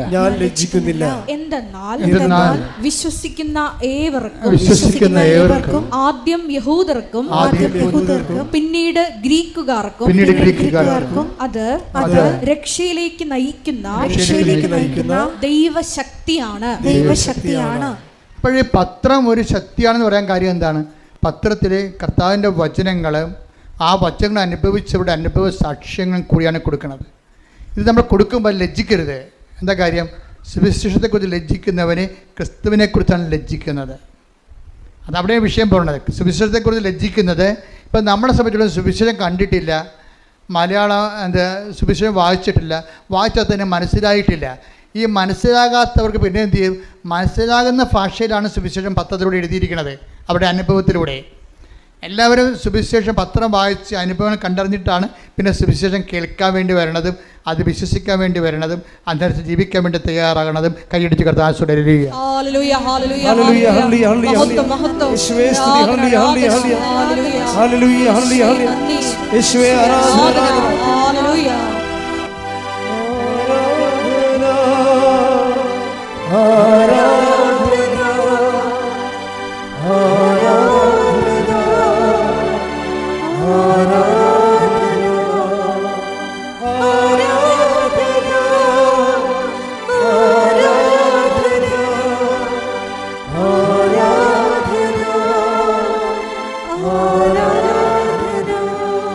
പരിശുദ്ധ പരമദിവ്യകാരുണ്യത്തിന് നേരവും ആരാധനയും സ്തുതിയും പുകഴ്ചയും ഉണ്ടായിരിക്കട്ടെ. പരിശുദ്ധ പരമദിവ്യകാരുണ്യത്തിന് നേരവും ആരാധനയും സ്തുതിയും പുകഴ്ചയും ഉണ്ടായിരിക്കട്ടെ. അപ്പോൾ ഇതോടുകൂടി അച്ഛൻ്റെ വർക്ക് ആത്മാർത്ഥമാണ് ദൈവത്തിന് തോന്നിയപ്പോഴേ രണ്ട് കാര്യങ്ങൾ കൂടി അച്ഛന് ചെയ്ത് കൊടുത്ത്. അതായത് അച്ഛന് ഭയങ്കര ജോയിൻറ്റ് പെയിൻസ് ആയിരുന്നു. ആ ജോയിൻറ്റ് പെയിൻസ് ചെന്നപാടെ തന്നെ പോയി. അച്ഛൻ നടക്കാനോ എടുക്കാനോ പാടില്ലാത്ത വിധത്തിലുള്ള ജോയിൻറ്റ് പെയിൻസാണ്. ആ ജോയിൻറ്റ് പെയിൻസ് വെച്ചുകൊണ്ടാണ് കർത്താവ് ഈ പത്രമൊക്കെ അച്ഛൻ വിതരണം ചെയ്യണതും ആൾക്കാർക്ക് സുവിശേഷ വേല പ്രേക്ഷിത വേല ചെയ്യണത്. അപ്പോൾ അതോട് ജോയിൻറ്റ് പെയിൻസ് മാറി. രണ്ടാമതൊരു കാര്യം കൂടി മാറിയതായിട്ട് അച്ഛൻ പറയുന്നത്, അതായത് ഷുഗറാണ്. 300ഓളം ഉണ്ടായിരുന്ന ഷുഗർ നോർമലായിട്ട് 113 നോർമൽ ആവശ്യമായിരിക്കും. അപ്പോൾ ഇതെല്ലാം ഒരു വ്യക്തികളിൽ, അതായത് നിങ്ങളൊരു അനുഭവം കിട്ടിക്കഴിയുമ്പോൾ പിന്നീട് നിങ്ങൾ പ്രവർത്തനങ്ങളിലും പ്രേക്ഷിത പ്രവർത്തനങ്ങളിലും കയറി നിൽക്കണം. അപ്പോഴാണ് നിങ്ങൾ സ്റ്റെപ്പായിട്ട് ദൈവം ഓരോ വിഷയങ്ങൾ ഇടപെട്ട് വരണത്. എന്ന് വെച്ച് കഴിഞ്ഞാൽ പ്രാവർത്തനത്തിന് ആനുപാതികമായിരിക്കും ദൈവാനുഭവം എന്ന് ഞാൻ പറയുകയല്ല. അച്ഛൻ്റെ അനുഭവങ്ങൾ നിങ്ങൾക്ക് പകർന്നു നൽകുകയാണ്. അച്ഛൻ്റെ അനുഭവം ഇതാണ്. ഇതുപോലെ അനുഭവമുള്ള അനേക ആയിരങ്ങളുണ്ട്. അവരുടെ സാക്ഷ്യങ്ങളാണ് നമ്മൾ എല്ലാ ദിവസവും കേട്ടുകൊണ്ടിരിക്കുന്നത്. അപ്പോൾ സാക്ഷ്യം എന്ന് പറയണത് തന്നെ അതുപോലെ തന്നെ ഇപ്പോൾ എപ്പോഴും നിങ്ങൾ ചെയ്യേണ്ടത്, ഞാനിപ്പോൾ എന്നെ കാണാൻ വരുന്നവരോട് പറയും, നിങ്ങൾ ഇന്ന് മുതൽ എന്നെ സുവിശേഷത്തിൻ്റെ സാക്ഷിയാക്കണമെന്ന് പ്രാർത്ഥിക്കണമെന്ന് പറയും. കാര്യം വെച്ചാൽ ദൈവത്തിൻ്റെ ഇൻട്രസ്റ്റ് കൂടി കവർ ചെയ്തുകൊണ്ടാണ് ഞാൻ ആ ഉപദേശം കൊടുക്കുന്നത്. അല്ല തീഷ്ണമായി പ്രാർത്ഥിക്കണമെന്നല്ല പറയണത്. എന്നെ കാണാൻ വന്നവരുടെ കാര്യങ്ങൾ കുറച്ച് മോശം കണ്ടീഷനാണെങ്കിൽ ഞാൻ പറയും, ഇന്ന് മുതൽ നിങ്ങൾ പ്രാർത്ഥിക്കേണ്ടത് സുവിശേഷത്തിൻ്റെ ആ ബോള് കർത്താവിൻ്റെ കോട്ടിലോട്ട് ഞാൻ അടിച്ചു മാറ്റുന്നതാണ്. എന്താ കാര്യം? സുവിശേഷത്തിൻ്റെ സാക്ഷിയാക്കണമെന്ന് പറയുമ്പോൾ നിങ്ങളുടെ വിഷയം ആരുടെ വിഷയമാകും? അത് ദൈവത്തിൻ്റെ വിഷയമാകും. ചില കാര്യം അച്ഛനെ കാണാൻ വരുമ്പോൾ എനിക്ക് ഭയങ്കര അവരോട് ദേഷ്യം വരും. കാര്യം എന്താ കാര്യത്തിന് അവിടെ തലയൊക്കെ വെക്കുമ്പോൾ എനിക്കറിയാൻ പറ്റും അവരത് ഉടമ്പടി അവസാനിപ്പിക്കാൻ പോവുകയാണ്, കള്ളത്തരത്തിന് ചീട്ട് വാങ്ങിച്ചിരിക്കുകയാണ്. എന്താ കാര്യം വെച്ച് കഴിഞ്ഞാൽ ഇനിയിപ്പോൾ അച്ഛനെ കാണാൻ കൂടിയല്ലേ ഉള്ളതിൻ്റെ അകത്ത്, എന്നാൽ അതും കൂടി നടക്കട്ടെ എന്ന് വെച്ചുകൊണ്ട് അവരെ പഴയ ജീവിതത്തിലേക്ക് അവർ തിരിച്ചു പോകാൻ പോകണം. ഇതിനുള്ളിൽ നമുക്ക് ഉള്ള പിന്നെ ഒരു ചാൻസ് ഉള്ളത് അച്ഛനെ കാണുകയാണ്. അപ്പോൾ അച്ഛനെ കാണുന്നത് അനുഗ്രഹം ഏതെങ്കിലും വിധത്തിൽ കിട്ടിക്കോട്ടോ എന്നുള്ള അവസാന നടപടി ഭാഗമാണ്. അത് അവർ ദൈവത്തിന് വേണ്ടി ജീവിക്കുന്നതിന് അവർക്ക് താല്പര്യമില്ല. അപ്പം ഞാനിവിടെ എന്നെ കാണാൻ വരുമ്പോൾ തന്നെ ചോദിക്കും, ഉടമ്പടിയായി ഇതാരാണ് എടുത്തത്? നിങ്ങൾ ചെയ്യുന്ന പ്രേക്ഷിത വേല എന്താണ്? നിങ്ങൾ ചെയ്യുന്ന ആതുര സേവനം എന്താണ്? എത്ര രോഗികളെ കാണാൻ പോയി? ഇവർ പാടിക്കും. അപ്പോൾ ഞാൻ വണ്ടി വിട്ടേക്കാൻ പറയും. അപ്പോൾ എനിക്ക് മനസ്സിലാവും ദൈവത്തിന് പ്രയോജനമില്ലാത്ത ഒരു ചാണാപ്പുഴുക്കാണ് ഈ സാധനം. അപ്പോൾ ഇതിനെ കൊണ്ടിട്ട് മുന്നോട്ട് പോയിട്ട് കാര്യമില്ല. Why should I waste my time? രോഗിയാണെങ്കിൽ മാത്രം പ്രാർത്ഥിക്കും. കാര്യം രോഗിയോട് കരുണ കാണിക്കാൻ കർത്താവ് പറഞ്ഞിട്ടില്ലേ? അല്ലെങ്കിൽ എനിക്കറിയാം ഇത് അനുഗ്രഹം അടിച്ചു മാറ്റിയിട്ട് ദൈവത്തിൽ നിന്ന് പിന്തിരിഞ്ഞ് പോകാനുള്ള ഉദ്ദേശത്തിന് വേണ്ടിയാണ്, കാപട്യമായിട്ടാണ് ഇവിടെ അച്ഛനെ കാണാൻ ഉദ്ദേശിക്കുന്നത്. അപ്പോൾ അത് നിങ്ങളെ ശ്രദ്ധിക്കണം. അത് ചില ആൾക്കാർ അച്ഛനെ കണ്ടു കഴിയുമ്പോൾ മുമ്പത്തെക്കാൾ വെടിക്കെട്ടായിട്ട് അവരങ്ങോട്ട് ഉണർന്ന് അവിടെ തെറ്റുകളൊക്കെ തിരുത്തി ഭംഗിയായിട്ട് ഒരു ഉടമ്പടി ചെയ്ത് കർത്താവിൻ്റെ സാക്ഷിയായിട്ട് പോകണത് കാണാം. അതുപോലെ തന്നെ ഇന്നലെ കഴിഞ്ഞ ദിവസങ്ങളിലൊക്കെ ഞാൻ നിങ്ങളെക്കുറിച്ച് ഈ ഞായറാഴ്ച കൂട്ടായ്മ ധ്യാനം റെക്കോർഡ് ചെയ്യുന്ന ആരാധനയിൽ വെച്ച് നിങ്ങളെക്കുറിച്ച് ഓർക്കുമ്പോഴൊക്കെ എൻ്റെ മനസ്സിൽ കർത്താവ് തരണ ഒരു വചനം എന്താണെന്നറിയാമോ? ഒരു മനുഷ്യൻ പണ്ട് രഥത്തിൻ്റെ പുറകെ ഓടി നടന്ന്, സുവിശേഷത്തിൽ ഏറ്റവും മനോഹരമായ ഒരു രംഗമാണത്. അത് എത്യോപ്യക്കാരൻ ഫൈനാൻസ് രാജാവ്, അവിടുത്തെ ഫൈനാൻസ് മന്ത്രിയാണ്, എത്യോപ്യക്കാരൻ ഷണ്ടനാണ് അദ്ദേഹം. ഷണ്ടൻ എന്ന് പറഞ്ഞാൽ എന്താണെന്ന് വെച്ചാൽ ടെസ്റ്റിക്കിൾസൊക്കെ മുറിച്ച് കളയും. കർത്താവിൻ്റെ കാലത്ത് എത്യോപ്യയിലൊക്കെ എല്ലാ രാജ്യങ്ങളും ധനമന്ത്രിമാരുണ്ടാകുമല്ലോ. അപ്പോൾ ധനമന്ത്രിമാരുണ്ടാകുമ്പോൾ രാജാക്കന്മാരെന്താ ചെയ്യണമെന്ന് അറിയാമോ? അവരുടെ വൃഷ്ണം കണ്ടിച്ച് കളയും. എന്താ കാര്യം? ഇവർക്ക് മക്കളുണ്ടായി കഴിഞ്ഞാൽ ഇവർ ഖജനാവിൽ നിന്ന് കൈയിട്ട് വരും. അതാണ് എത്യോപ്യക്കാരൻ ഷണ്ടൻ എന്ന് പറയുന്നത്. ഫൈനാൻസ് മിനിസ്റ്ററാണ് അവിടുത്തെ. പക്ഷേ ബൈബിൾ പറയുന്നുണ്ട് അയാൾ ഷണ്ടനാണ്. കാരണം ഫൈനാൻസ് മിനിസ്റ്റർ ആയതുകൊണ്ട് സ്വാഭാവികമായിട്ട് കോടിക്കണക്കിന് രൂപ വരുമ്പോൾ അയാളുടെ കുടുംബത്തിലേക്ക് കൊടുക്കാതിരിക്കാൻ വേണ്ടി, അയാളുടെ കുടുംബം ഉണ്ടാകാതിരിക്കാൻ വേണ്ടി അയാളുടെ വൃഷണങ്ങൾ മുറിച്ച് കളയും. അതങ്ങനെ ഷണ്ടൻ. അതാണ് ഈശോ പറയണത്, മനുഷ്യരാൽ ഷണ്ടന്മാരാക്കപ്പെടുന്നവരുണ്ട് അല്ലേ? ഈശോ പറയത്തില്ലേ, സ്വർഗ്ഗരാജ്യത്തെ പോലെ തങ്ങളെ തന്നെ ഷണ്ടന്മാരാക്കുന്നവരുണ്ട്. അപ്പോൾ ഈ മനുഷ്യരാൽ ഷണ്ടന്മാരാക്കുന്നവരാണ് ഈ ടൈപ്പ്. ഈ മനുഷ്യൻ ജെറുസലേമിൽ ദൈവാരാധനയ്ക്ക് പോയിട്ട് തിരിച്ചു വരികയാണ്. ആ രംഗത്തെ നടപടി പുസ്തകം 8:29 എടുത്ത് സ്തുതിക്കട്ടെ. ഹല്ലേലൂയ. പ്രവർത്തനങ്ങൾ 8:29. ആത്മാവ് പീലിപ്പോസിനോട് പറഞ്ഞു. ആത്മാവ് പീലിപ്പോസിനോട് പറഞ്ഞു, ആ രഥത്തെ സമീപിച്ച്. ഈ ഫൈനാൻസ് മിനിസ്റ്ററിലെ ധനകാര്യ മന്ത്രിയുടെ രഥത്തിൽ പോകുകയാണ് അയാൾ. അപ്പം ആത്മാവ് പീലിപ്പോസിനോട് പറഞ്ഞു. എന്താ പറയണത്? ആ രഥത്തെ സമീപിച്ച് അതിനോട് ചേർന്ന് നടക്കുക. അപ്പോൾ എന്താ കാര്യം എന്നറിയാവോ? ഈ പീലിപ്പോസ് ഇങ്ങനെ ചേർന്ന് നടക്കുമ്പോൾ ഈ മനുഷ്യൻ വചനം വായിച്ചുകൊണ്ടിരിക്കുകയാണ്. അപ്പോൾ പീലിപ്പോസ് അയാളോട് ചോദിക്കും, ഈ രഥത്തിൻ്റെ ഒപ്പം നടക്കുകയാണ്, അണച്ചണച്ച് ഓടുകയാണ്. എന്തോ ഒരു ചൈതന്യമാണെന്ന് നോക്കിയേ. ആ രഥത്തെ കുതിര വലിച്ചുകൊണ്ട് പോകുമ്പോൾ കുതിരയുടെ സ്പീഡിന് ഈ അപ്പോസ്തലൻ പുറകെ ഇങ്ങനെ ഓടി അണക്കുകയാണ്. അണക്കുന്നതിൻ്റെ ഇടയിൽ കിതച്ചുകൊണ്ട് ചോദിക്കും, വായിക്കുന്നത് മനസ്സിലാകുന്നുണ്ടോ എന്നാണ്. അങ്ങനെ ഈ സുവിശേഷ വേലയ്ക്കൊരു അണപ്പും കിതപ്പുമുണ്ട്. കർത്താവിന് വേണ്ടി കിതക്കണം. അതാണ് പ്രേക്ഷിതൻ. പ്രാർത്ഥിക്കുക, കർത്താവേ ഫിലിപ്പോസിനെ പോലെ കർത്താവിന് വേണ്ടി സുവിശേഷ കൈമാറ്റത്തിന് വേണ്ടി ഏത് കൊലകൊമ്പനായാലും ഒരു ആത്മവിശ്വാസത്തോടെ അവന്റെ കൂടെ നടന്ന് അവന്റെ സ്പീഡിനകത്ത് നീങ്ങിയില്ലെങ്കിലും അണച്ചായാലും കിതച്ചായാലും വായിക്കുന്നത് മനസ്സിലാകുന്നുണ്ടോ എന്ന് ചോദിച്ചുകൊണ്ട് കർത്താവിന് കൈമാറാൻ എന്നെ അഭിഷേകം ചെയ്യണമേ. അഭിഷേകം ചെയ്യണമേ.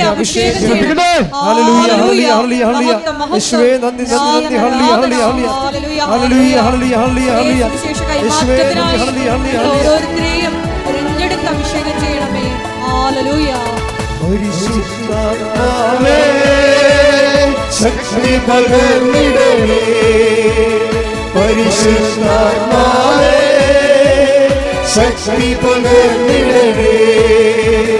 അവിടുത്തെ ബലങ്ങൾക്ക് ആവശ്യമില്ലാതെ നീ അറിയുന്നു. അവിടുത്തെ ബലങ്ങൾക്ക് ആവശ്യമില്ലാതെ നീ അറിയുന്നു. പരിശുദ്ധാത്മാവേ ശക്തി പകർന്നിടണേ. പരിശുദ്ധാത്മാവേ ശക്തി പകർന്നിടണേ.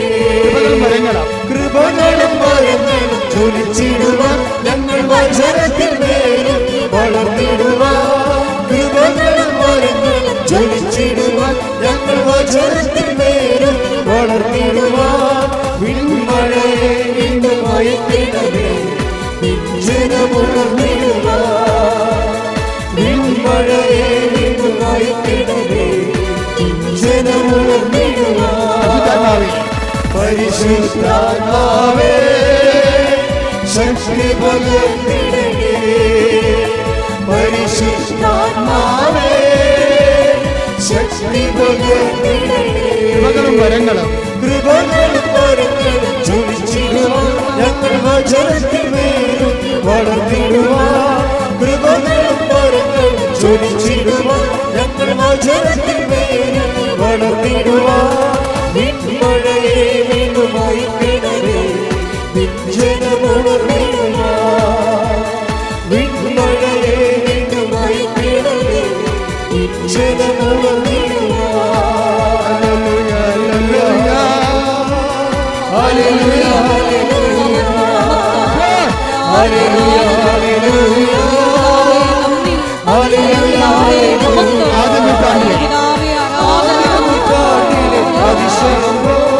അതിശയം ലോകത്തിൽ നടന്നിടുവാൻ ആദ്യ നൂറ്റാണ്ടിൽ അനുഭവം പോൽ അതിശയം ലോകത്തിൽ നടന്നിടുവാൻ ആദിയിലെന്ന പോലാത്മാവേ അധിക ബലം തരണേ. ആദിയിലെന്ന പോലാത്മാവേ അധിക ബലം തരണേ. ആദിയിലെന്ന പോലാത്മാവേ അധിക ബലം തരണേ. ആദ്യനൂറ്റാണ്ടിലെ അനുഭവം പോൽ അതിശയം ലോകത്തിൽ നടന്നിടുവാൻ ആദ്യനൂറ്റാണ്ടിലെ അനുഭവം പോൽ അതിശയം ലോകത്തിൽ നടന്നിടുവാൻ ആദിയിലെന്ന പോലാത്മാവേ അധിക ബലം തരണേ. ആദിയിലെന്ന പോലാത്മാവേ അധിക ബലം തരണേ. ഹല്ലേലൂയ ഹല്ലേലൂയ ഹല്ലേലൂയ ഹല്ലേലൂയ ഹല്ലേലൂയ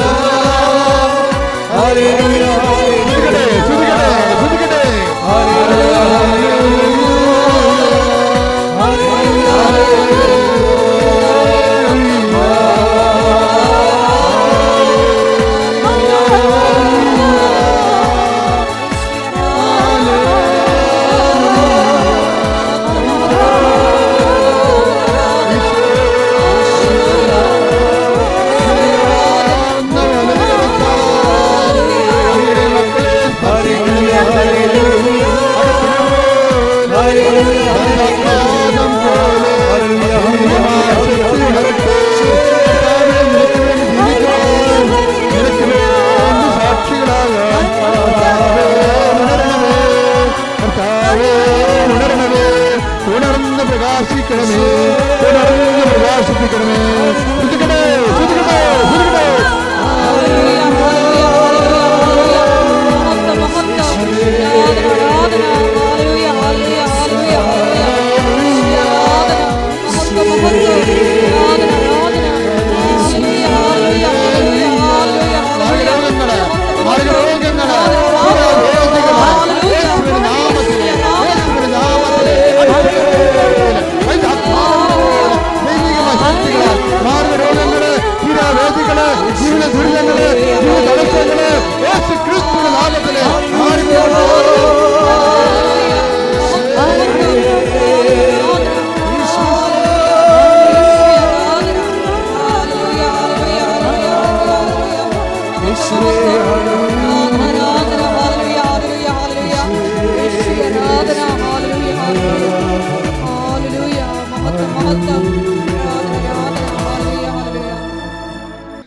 ഏലംകുളം അച്ഛൻ്റെ സാക്ഷ്യത്തിലൂടെയാണ് നമ്മൾ പോകുന്നത്. അച്ഛൻ്റെ സാക്ഷ്യത്തിൻ്റെ ഒരു ഭാഗം എന്ന് പറയുന്നത് അച്ഛൻ്റെ ഇൻറ്റൻഷൻസാണ്. ഇൻറ്റൻഷൻസ് അച്ഛൻ പറഞ്ഞത് അതാണ് ഈ അച്ഛന്മാരുടെ ഒരു ഗുണം. അറിയാവുന്നവരെ സംബന്ധിച്ചിടത്തോളം അവരെ പ്ലേസ് ചെയ്യുമ്പോൾ കറക്റ്റ് ഷാർപ്പ് പ്ലേസിങ് ആയിരിക്കും. അച്ഛൻ്റെ ഒന്നാമത്തെ ഇൻറ്റൻഷൻ എന്താണെന്ന് അറിയാമോ? അച്ഛൻ്റെ ഒന്നാമത്തെ ഇൻറ്റൻഷൻ നമ്മൾ നിയോഗങ്ങൾ എഴുതത്തില്ലേ, അച്ഛൻ എഴുതിയിരിക്കുന്ന ഒന്നാമത്തെ എന്തുകൊണ്ടാണ് ഇത്രയും വലിയ മാറ്റങ്ങൾ അച്ഛനിലൂടെ സംഭവിച്ചത് എന്താണ്? ഒന്നാമത്തെ ഇൻറ്റൻഷൻ എന്താണെന്ന് അറിയാമോ? എന്നെ പരിശുദ്ധാത്മാവനാൽ നിറക്കണമേ എന്നാണ്. Praise the Lord. Hallelujah hallelujah. അച്ഛൻ ഇതെല്ലാം കേട്ട് മനസ്സിലാക്കിയപ്പോൾ അതിൻ്റെ കുറിഞ്ഞ് എന്താണെന്ന് വെച്ചാൽ മനസ്സിലായി. അപ്പോൾ അച്ഛനെ ഒന്നാമത്തെ നിയോഗമായിട്ട് എഴുതിയിട്ടിരിക്കുന്നത് എന്താണ്? എന്നെ പരിശുദ്ധാത്മാവ് നിറക്കണമേ. അതെന്താണ്? ദൈവനിയോഗമാണ്, ദൈവത്തിൻ്റെ നിയോഗമാണ്. ഉടമ്പടിയിൽ ഇന്ന് ഞാൻ രാവിലെ ഒരു അച്ഛനോട് സംസാരിച്ചെന്ന് പറഞ്ഞല്ലേ, ഏലാംകുളം അച്ഛൻ്റെ സാക്ഷ്യത്തിൻ്റെ ബേസ്മെൻറ്റിലാണ് ഞാൻ രാവിലെ സംസാരിച്ച അച്ഛനോട് പറഞ്ഞ അച്ഛാ, ഉടമ്പടിയിലെ നിയോഗങ്ങൾ തന്നെ രണ്ട് വിധമുണ്ട്. മനുഷ്യനിയോഗങ്ങളുണ്ട്, ദൈവനിയോഗങ്ങളുണ്ട്. നമ്മളെല്ലാം മനുഷ്യനിയോഗങ്ങൾ എഴുതിയിരുന്നതുകൊണ്ടാണ് ഈ ഉടമ്പടി പലപ്പോഴും താമസിക്കുന്നത്. അപ്പോൾ ദൈവത്തിന് കൂടി ആ ടേക്കപ്പ് ചെയ്യാനുള്ള കണ്ടൻറ്റ് വൈസ് അതിൻ്റെ അകത്ത് കറക്റ്റാണെങ്കിൽ ഇത് പെട്ടെന്ന് ദൈവത്തിന് നിങ്ങൾ ഉടമ്പടി ഇടുമ്പോൾ അപ്പോൾ തന്നെ ദൈവത്തിന് ഇതുകൊണ്ട് എന്ത് പ്രയോജനം നിങ്ങൾ തന്നെ ചോദിക്കണം നിങ്ങളോട്. മനസ്സിലായില്ലേ? നിങ്ങൾ ILTC പഠനം പുരാടം വിൽക്കണം, കല്യാണം കഴിക്കണം എന്നൊക്കെ പറയുമ്പോഴേ അപ്പോൾ ദൈവത്തിന് ചോദ്യം ചോദിക്കാനുള്ള പൊസിഷൻ ഉണ്ടല്ലോ, ഇതുകൊണ്ട് എന്താണ് സ്വർഗത്തിന് പ്രയോജനമെന്ന്. അപ്പോൾ സീറോ ബെനിഫിറ്റ്സ് ആണെങ്കിൽ പിന്നെ why should God take up your matter? അതാ പ്രശ്നം. അതിനെ ചെക്ക് വെച്ചുകൊണ്ടാണ് അച്ഛൻ എഴുതിയിരിക്കുന്നത്. രണ്ടാമത് അച്ഛൻ നിയോഗം എന്താണെന്നറിയാമോ? വിശ്വാസത്തോടെയും. അപ്പം അച്ഛനല്ലേ എന്നിട്ട് എഴുതിയിരിക്കുന്നത് എന്താണ്? നല്ല വിശ്വാസത്തോടെയും വിശ്വസ്തയോടെയും ജീവിക്കാൻ അനുഗ്രഹിക്കണമെന്ന്. Praise the Lord. അതാണ് അതായത് വിശ്വസ്തത എന്ന് പറയണത്. ഇപ്പം നിങ്ങൾ വിവാഹ ജീവിതം നയിക്കുന്ന ആൾക്കാരാണ്. വിവാഹ ജീവിതം നയിക്കണേ. കഴിഞ്ഞ ദിവസങ്ങളിൽ ഞാനും അലക്സത്തിനും കൂടി ഒരു വീട്ടിൽ പോയി. ഇപ്പം ഞങ്ങളെ കുറേ സഹായിക്കുന്ന ആൾക്കാരാണ്. പ്രത്യേകിച്ച് നമ്മുടെ സ്ഥലങ്ങളൊക്കെ ഒന്ന് നിരത്താനൊക്കെ അങ്ങനെയൊക്കെ കുറേ JCB ഉണ്ട്. 2005 ബന്ധമാണ്. ഇപ്പം മകളെ കല്യാണത്തിൻ്റെ സമയപ്പോൾ കല്യാണത്തിൽ വിളിച്ചപ്പോൾ കല്യാണത്തിന് പോകാനൊന്നും പറ്റത്തില്ല. അതുകൊണ്ട് ജസ്റ്റ് സമയം കിട്ടിയപ്പോൾ ആ വീടൊന്ന് പ്രാർത്ഥിക്കാൻ പോയി. അപ്പം ഞാൻ ആ മകളോട് പ്രാർത്ഥിച്ച് കഴിഞ്ഞ് കെട്ടാൻ പോണ പെണ്ണിനോട് അടുത്ത് വിളിച്ചിട്ട് പറഞ്ഞ്, അതായത് ഇതെന്ന് പറയണത് നമുക്ക് ഇപ്പോഴേ എല്ലാ ആൾക്കാർക്കും ഒരു ടൈം കഴിഞ്ഞ് കഴിഞ്ഞാൽ ഇതിൻ്റെ മണവും ഗുണവും മാറണമെങ്കിൽ, പണ്ട് കല്യാണത്തിന് മണവും ഗുണവും മാറണമെങ്കിൽ 5 കൊല്ലം എടുക്കും. ഇന്ന് 5 ദിവസം മതി ഇത് മാറാൻ. അത്രേ ഉള്ളൂ.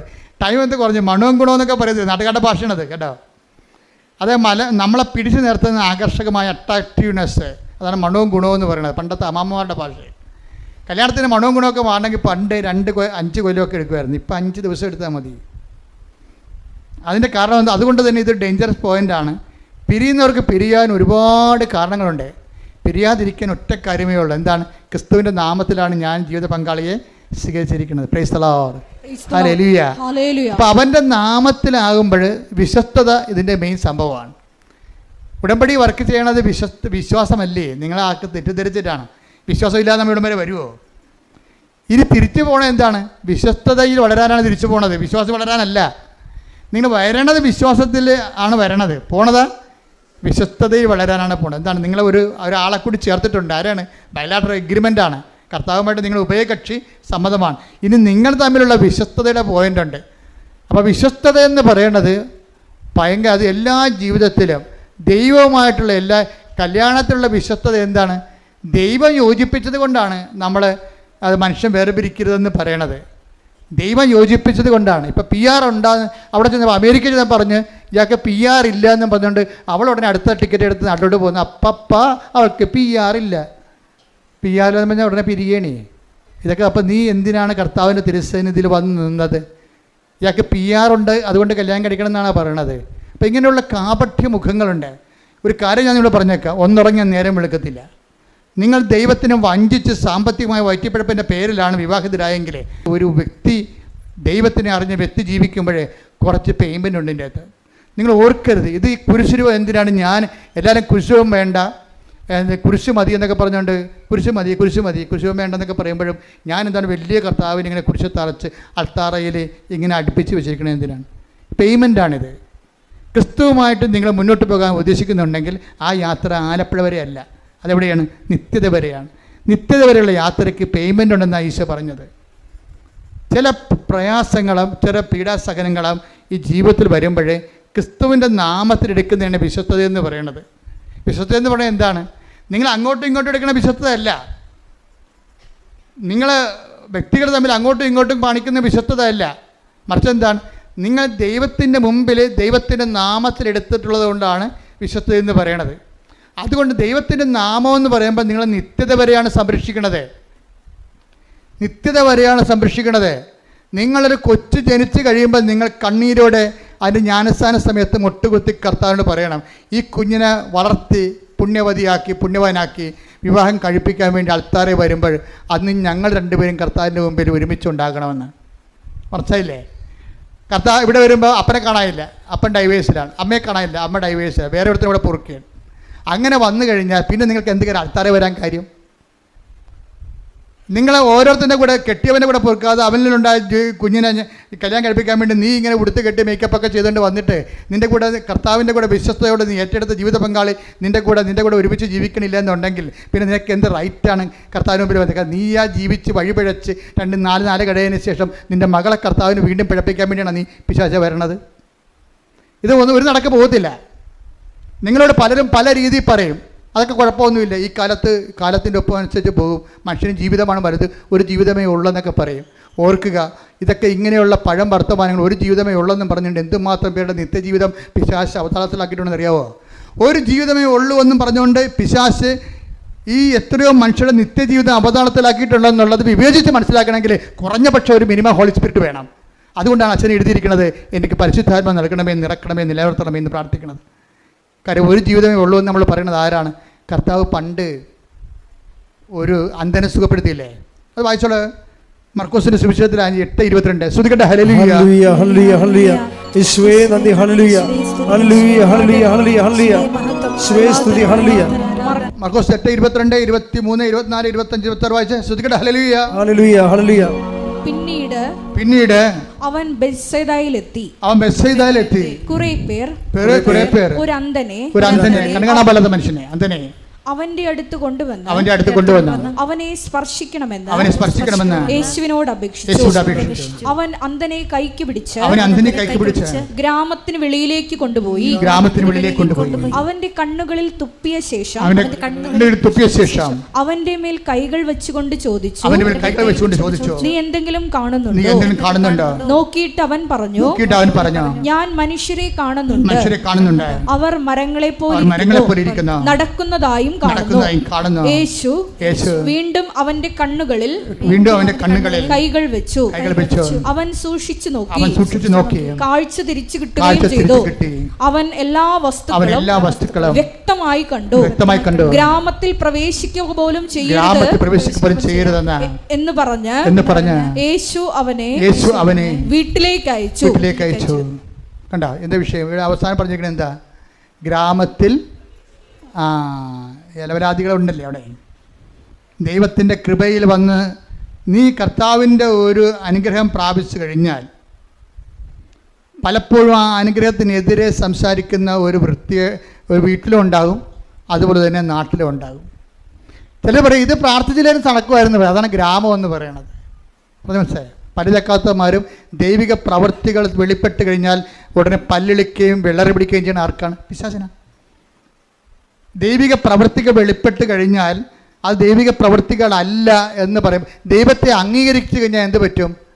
തങ്ങളുടെ ജീവിതത്തിൽ കാണിച്ചു കൂട്ടിയിരിക്കുന്ന വൃത്തികെട്ട ജീവിതങ്ങൾ തെറ്റായിട്ട് ഇന്നല്ലെങ്കിൽ നാളെ അവർ വിചാരണ ചെയ്യപ്പെടും. എന്തുകൊണ്ടാണ് മനുഷ്യൻ ദൈവത്തെ അംഗീകരിക്കുന്നത് പോരായ്മയെ കരുതുന്നത്? ഒന്ന്, അവൻ തന്നെയാണ് ദൈവം എന്ന് പറയുമ്പോഴാണല്ലോ പോരായ്മ. രണ്ടാമത്തെ കാര്യം അതല്ല, ദൈവം ഉണ്ടെന്ന് മനസ്സിലാക്കി കഴിഞ്ഞാൽ അവന് പേടിയാണ്. എന്താ കാര്യം? അവൻ ചെയ്തതെല്ലാം വെളിപ്പെടും. കുറച്ച് പേരുടെ കാര്യങ്ങൾ കുറച്ച് കഴിഞ്ഞേ വെളിപ്പെടുത്തുള്ളൂ എന്ന് പറഞ്ഞില്ലേ? അപ്പം പക്ഷേ വെളിപ്പെടും എന്നുള്ള കാര്യം ഉറപ്പാണ്. അത് ഓർക്കുമ്പോൾ ദൈവത്തെ എങ്ങനെയെങ്കിലും ഇല്ല എന്ന് അവനെക്കൊണ്ട് തന്നെ അവനെ വിശ്വസിപ്പിച്ചുകൊണ്ട് അവൻ്റെ പാപത്തിൽ അവനെ അഭിരമിക്കാൻ വേണ്ടിയുള്ള പൈശാചികമായ ത്വര നിൽക്കുന്ന കാരണം നിങ്ങളുടെ ദൈവ അനുഭവത്തെ അവൻ നിഷേധിക്കാൻ സാധ്യതയുണ്ട്. അങ്ങനെയുള്ളവരുടെ ഗ്രാമത്തിലും കൂട്ടായ്മയിലും നീ പ്രവേശിക്കരുതെന്ന് പറയും.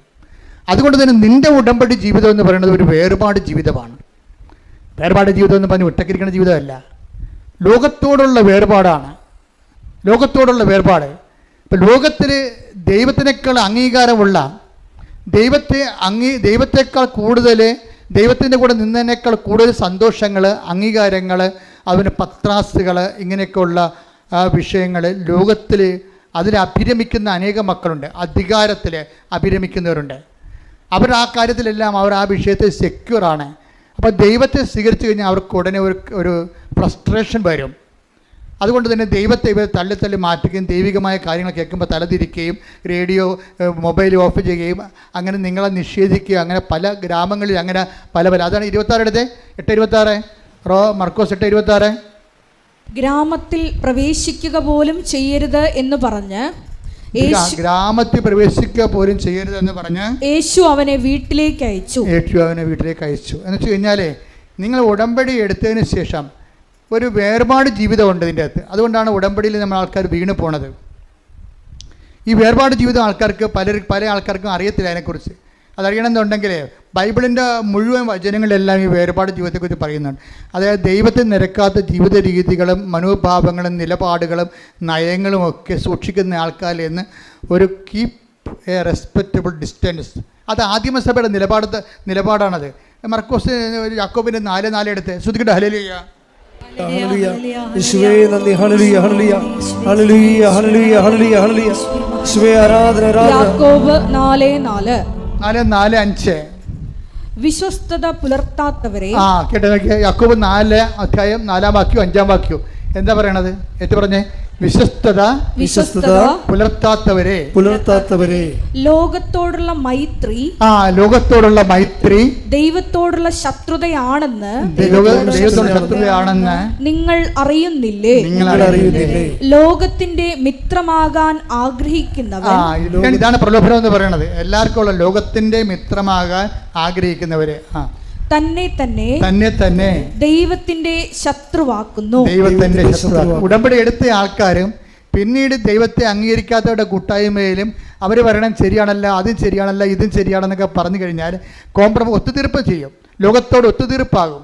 ഒത്തുതീർപ്പായി കഴിഞ്ഞാൽ എന്ത് പറയും? ലോകത്തോടുള്ള മിത്രം ദൈവത്തോടുള്ള ശത്രുതയാണെന്ന് നിങ്ങൾ അറിയുന്നില്ലേ? അടുത്ത വചനം എന്താ? നമ്മിൽ നിക്ഷേപിച്ചിരിക്കുന്ന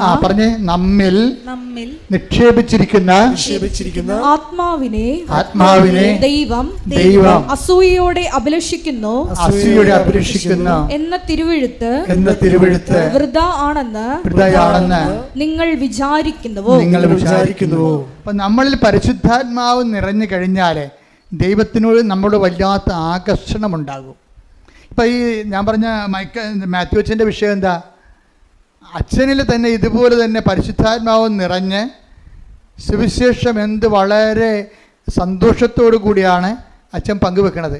അച്ഛൻ പങ്കുവെക്കുമ്പോൾ ആ സുവിശേഷത്തിൻ്റെ ഒരു പ്രചിരിമയുണ്ടല്ലോ, അതിങ്ങനെ പ്രജ്വലിക്കണ കാണാം. എന്നുവെച്ചാൽ ഓരോ സ്ഥലങ്ങളിലും അച്ഛൻ അനാഥാലയത്തിലൊക്കെ ചെല്ലും. മെൻ്റലി റിട്ടാർഡഡ് ആയിട്ടുള്ള ഒരു പേഴ്സൺ, ഒരു രോഗികൾ താമസിക്കുന്ന ഒരു സ്ഥലത്ത് ചെല്ലും. എന്നുവെച്ചാൽ അവർക്ക് ഫിസിക്കലി അച്ഛൻ പറയുന്നുണ്ടത് they are mentally retarded and physically handicapped. എന്നുവെച്ചാൽ അവർ മെൻ്റലി എന്ന് വെച്ചാൽ അവർ മാനസിക രോഗികളാണ്, പക്ഷേ അവരുടെ കൈയും കാലും പലതും ഇല്ല. അങ്ങനെ ഒരു ജന്മങ്ങൾ എന്തുമാത്രം കഷ്ടപ്പാടാണ്. അവരെ കാണാൻ അച്ഛൻ പോകും. എന്താ കാര്യം? അച്ഛനിൽ പരിശുദ്ധാത്മാവുണ്ട്. കാര്യം അച്ഛൻ എഴുതിയിരിക്കുന്നത് എന്താണ്? പരിശുദ്ധാത്മാവ്. അവരെ നമ്മൾ ആരെങ്കിലും പറഞ്ഞത് കേട്ട് ജോസഫച്ചൻ്റെ പ്രസംഗം കേട്ട് പോകുകയല്ലേ?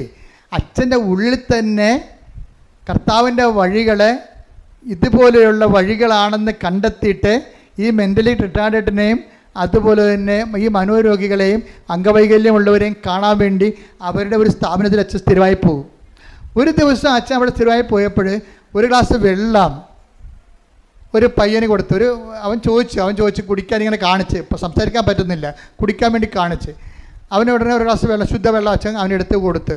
അവിടെ എല്ലാത്തിനും അച്ഛൻ ഭക്ഷണം കൊടുക്കുകയും പലവരും. അപ്പോൾ ഒരുത്ത വെള്ളം ചോദിച്ച് അവന് കൊടുത്തു. ആ വെള്ളം കൊടുത്ത് അവൻ പകുതിയോളം അത് കുടിച്ച് അങ്ങോട്ടും ഇങ്ങോട്ടും ഇട്ടാൽ കുടിക്കണവൻ. അറിയാമല്ലേ, മെൻ്റൽ റിട്ടയർഡ് ആൾക്കാർ തുപ്പൽ അങ്ങോട്ടിടും, അങ്ങോട്ട് വെച്ച് കുടിക്കും, പിന്നെ ഇടും. പകുതി കുടിച്ച് കഴിഞ്ഞപ്പോൾ ആ വെള്ളവും ഗ്ലാസ് എടുത്ത് അച്ഛനെ മോഹനൊക്കെ ഇറങ്ങി. ഈ തുപ്പലും വെള്ളം കൂടി അച്ഛനെ മേത്ത് വീണ്. അപ്പോൾ അച്ഛനൊരു കാഴ്ച കണ്ട്. ഇത് അച്ഛൻ ചിരിച്ച്. എന്താ അച്ഛൻ കണ്ടെന്നറിയാം? അത് ഉണ്ണീശയാണെന്ന് എനിക്ക് തോന്നിയെന്ന്. അതാണ് മൂന്നാം കാഴ്ച എന്ന് പറയുന്നത്. ഉടമ്പടിയുടെ മൂന്നാം കാഴ്ച എന്ന് പറയും. അതായത് നമ്മളെ ശിക്ഷിക്കുന്നവരും നമ്മൾ അനുഗ്രഹിക്കുമ്പോൾ തന്നെ നമ്മളെ ശിക്ഷിക്കുന്നവരുണ്ട്. നമ്മളെ സഹായിക്കുമ്പോൾ തന്നെ നമ്മളെക്കുറിച്ച് മോശം പറഞ്ഞു വരുത്തുന്നവരുണ്ട്. അപ്പോൾ അങ്ങനെ ഉള്ളവരെയൊക്കെ കാണുന്നതിന് വേറെ ഒരു കാഴ്ചയുണ്ട്. അതെന്താ വെച്ച് കഴിഞ്ഞാൽ നമ്മൾക്ക് വിഷമം. ഇപ്പം തന്നെ ഈ കർത്താവ് ഇവനോട് ചോദിക്കണം, 23 എടുത്തേ, 8:23 എടുത്തേ, അതിൻ്റെ മർക്കോസിൻ്റെ സുവിശേഷത്തിൽ ഈ അന്തന് കാഴ്ച നൽകുന്നതിൻ്റെ പ്രോസസ്സ് നോക്കിയാൽ മനസ്സിലാവാതെ.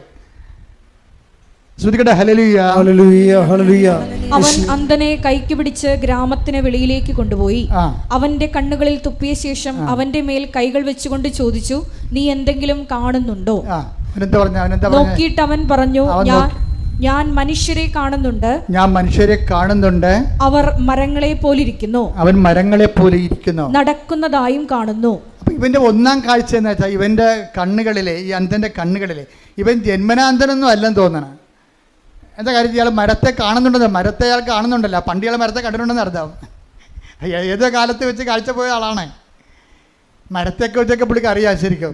അപ്പോൾ അയാൾ ആദ്യത്തെ കാഴ്ച കർത്താവ് തുപ്പൽ തൊട്ട് ഇവൻ്റെ കണ്ണിൽ വെച്ച്. അത് ഒരു പാരമ്പര്യ ചികിത്സയാണ്. പാരമ്പര്യ ചികിത്സ എന്ന് വെച്ചാൽ അന്നത്തെ ആൾക്കാരൊക്കെ ചെയ്തുകൊണ്ടിരുന്ന, ഈ മിഡിൽ ഈസ്റ്റിലൊക്കെ ചെയ്തുകൊണ്ടിരുന്ന ഒരു സാധാരണ നാട്ടുമരുന്നല്ലേ, വീട്ടുമരുന്നൊക്കെ പറഞ്ഞ പോലെ ഒരു പാരമ്പര്യ പരിപാടിയാണ് അത്. കർത്താവ് ഇവന് വേണ്ടി എന്തോ ചെയ്യുന്നു. അതാണ് ടൈലറിൻ്റെ ഒക്കെ ഭയങ്കര വ്യാഖ്യാനങ്ങളുണ്ട് ഇതിനെക്കുറിച്ച്. കർത്താവ് ഇവന് വേണ്ടി എന്തോ ചെയ്യുന്നു എന്നുള്ള അവനെ ബോധ്യപ്പെടുത്തുന്നില്ല. അവർ ഈ കയ്യപ്പ് പ്രാർത്ഥനയും കർത്താവിൻ്റെ കാഴ്ചപ്പെടുത്തലൊന്നും ദൈവിക പ്രവർത്തനത്തെക്കുറിച്ചൊന്നും ഹി ഡസൻ നോ എനിത്തിങ്. അതൊക്കെ മുമ്പ് മറ്റ് പ്രവർത്തനങ്ങൾ അത്രയ്ക്ക് അർത്ഥവത്തല്ലെന്ന് ഇവനെ ബോധ്യപ്പെടുത്തുന്നുണ്ടെങ്കിൽ മറ്റ് മീഡിയംസ് ഉപയോഗിക്കണം. അതിന് കർത്താവ് മറ്റ് മീഡിയംസ് ഉപയോഗിച്ചിട്ട് ഇവനെ ഹീൽ ചെയ്യാൻ ഇവനെ ബോധ്യപ്പെടുത്തുകയാണ്. പക്ഷെ അവൻ പറയുന്നത് കാണുന്നുണ്ട്, പക്ഷേ എന്താ കാണുന്നത്? ഞാൻ മനുഷ്യരൊക്കെ തന്നെ കാണുന്നത്, പക്ഷേ എല്ലാം എങ്ങനെ ഇരിക്കണേ? മരങ്ങളെപ്പോലെ ഇരിക്കണം എന്നാണ് പറയണം, മരങ്ങളെപ്പോലെ ഇരിക്കണം. അപ്പോൾ അത് കഴിഞ്ഞിട്ട് വീണ്ടും ഈശോ തുപ്പലൊന്നും ഇല്ലാതെ ഡയറക്റ്റായിട്ട് കർത്താവിൻ്റെ ശക്തിമുദ്ര അവൻ്റെ കണ്ണുകളിൽ കൈവച്ചിട്ട് പ്രാർത്ഥിക്കും. എന്നിട്ട് പറയും, നീ കണ്ണ് തുറന്നതെന്ന് പറയുമ്പോൾ ഞാനിപ്പോഴെല്ലാം അവൻ പറയും, എന്താ പറയണത്? വ്യക്തമായി കാണുന്നുണ്ടെന്ന് പറയും. അപ്പോഴാണ് ഇവൻ പറയണത്, ഇനിയും കാഴ്ചകൾ നീ കാണും. കാര്യം എന്താ? ഇതൊരു പ്രോസസ്സാണ്, ഇനിയും പ്രോസസ്സാണ്. ഇപ്പോൾ അച്ഛൻ കാഴ്ച കണ്ടില്ലേ? തുപ്പലും വെള്ളമായിട്ട് അച്ഛനെ മോതക്കിട്ട് എറിഞ്ഞപ്പോഴേ അത് കുഞ്ഞാണ്. പക്ഷേ അച്ഛനെ സംബന്ധിച്ചിടത്തോളം അച്ഛൻ എന്താ പറയണത്? അത് ഉണ്ണീശോ അങ്ങനെ കുഞ്ഞും പ്രായത്തിൽ ചെയ്ത പോലെ എനിക്ക് തോന്നിയെന്ന്. അച്ഛൻ ആ കുഞ്ഞിനെ സാന്ത്വനപ്പെടുത്തിയെന്ന്. അതാണ് മൂന്നാം കാഴ്ച. നമ്മളെ ഉപദ്രവിക്കുന്നവരെ ക്രിസ്തുവായിട്ട് കാണുന്നൊരു മൂന്നാം കാഴ്ചയുണ്ട്.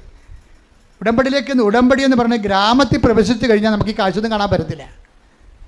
ഗ്രാമത്തിൽ പ്രവേശിച്ച് കഴിഞ്ഞാൽ ഗ്രാമം പഴയ സാധനമാണ്. അവിടെ നമ്മളെ വീണ്ടും തന്നതുപോലും ഇല്ലായ്മയായിട്ട് അവർ പറയത്തുള്ളൂ.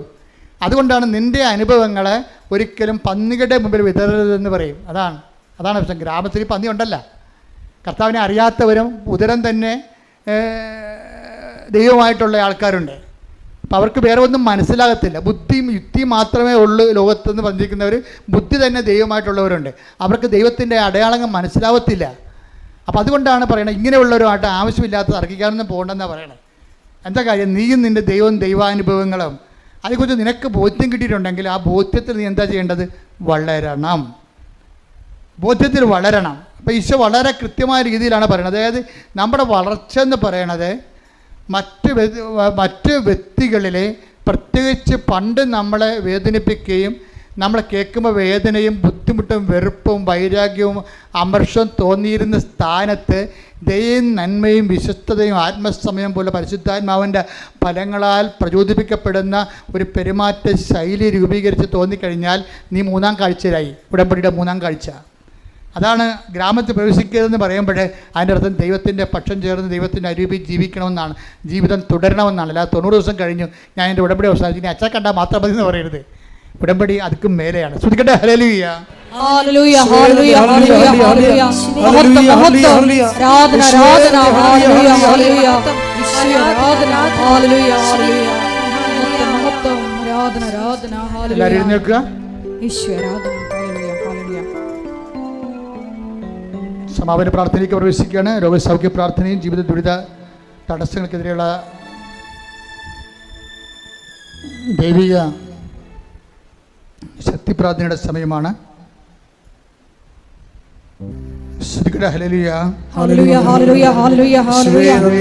ആരാധന മഹത്വം മഹത്വം ആരാധന ആരാധന ഹല്ലേലൂയ ഹല്ലേലൂയ. ആരാധന ഹല്ലേലൂയ ഹല്ലേലൂയ ഹല്ലേലൂയ ഹല്ലേലൂയ. മഹത്വം മഹത്വം ആരാധന ഹല്ലേലൂയ ഹല്ലേലൂയ. ആരാധന ഹല്ലേലൂയ ഹല്ലേലൂയ. യേശുവേ നന്ദി. യേശുവേ ആരാധന ഹല്ലേലൂയ. അച്ഛൻ പ്രാർത്ഥിക്കുമ്പോഴും മക്കളെ ശ്രദ്ധിച്ചുകൊണ്ട് നിൽക്കുക. കർത്താവിൻ്റെ അരൂപി നിങ്ങളിലേക്ക് ആവശ്യിച്ചുകൊണ്ട് നിങ്ങളെയും നിങ്ങൾ പ്രാർത്ഥിക്കുന്ന വിഷയത്തിന് വേണ്ടി ദൈവിക തീരുമാനം ഉണ്ടാകുന്ന ദൈവികമായ ഒരു സമയമാണിത്. പരിപൂർണമായി ആൾത്താരെയും മനസ്സർപ്പിക്കണം. ഇതാണ് നിങ്ങളുടെ രക്ഷയുടെ സമയം, ഇതാണ് നിങ്ങളുടെ സൗഖ്യത്തിൻ്റെ സമയം, ഇതാണ് നിങ്ങളുടെ വിടുതലിൻ്റെ സമയം. വിശ്വസ്തയുടെയും വിശ്വാസത്തോടെയും നേടിയെടുക്കാൻ വേണ്ടി കർത്താവിന്റെ തിരുസന്നിധിയിൽ ഭയത്തോടെയും വിറയലോടെയും നിൽക്കട്ടെ. ശ്രദ്ധിക്കട്ടെ. ഹല്ലേലൂയ ഹല്ലേലൂയ ഹല്ലേലൂയ ഹല്ലേലൂയ. മഹത്വം മഹത്വം ആരാധന ആരാധന ഹല്ലേലൂയ ഹല്ലേലൂയ ഹല്ലേലൂയ. യേശുവേ ആരാധന ഹല്ലേലൂയ ഹല്ലേലൂയ ഹല്ലേലൂയ. യേശുവേ നന്ദി. ഹല്ലേലൂയ ആരാധന ഹല്ലേലൂയ.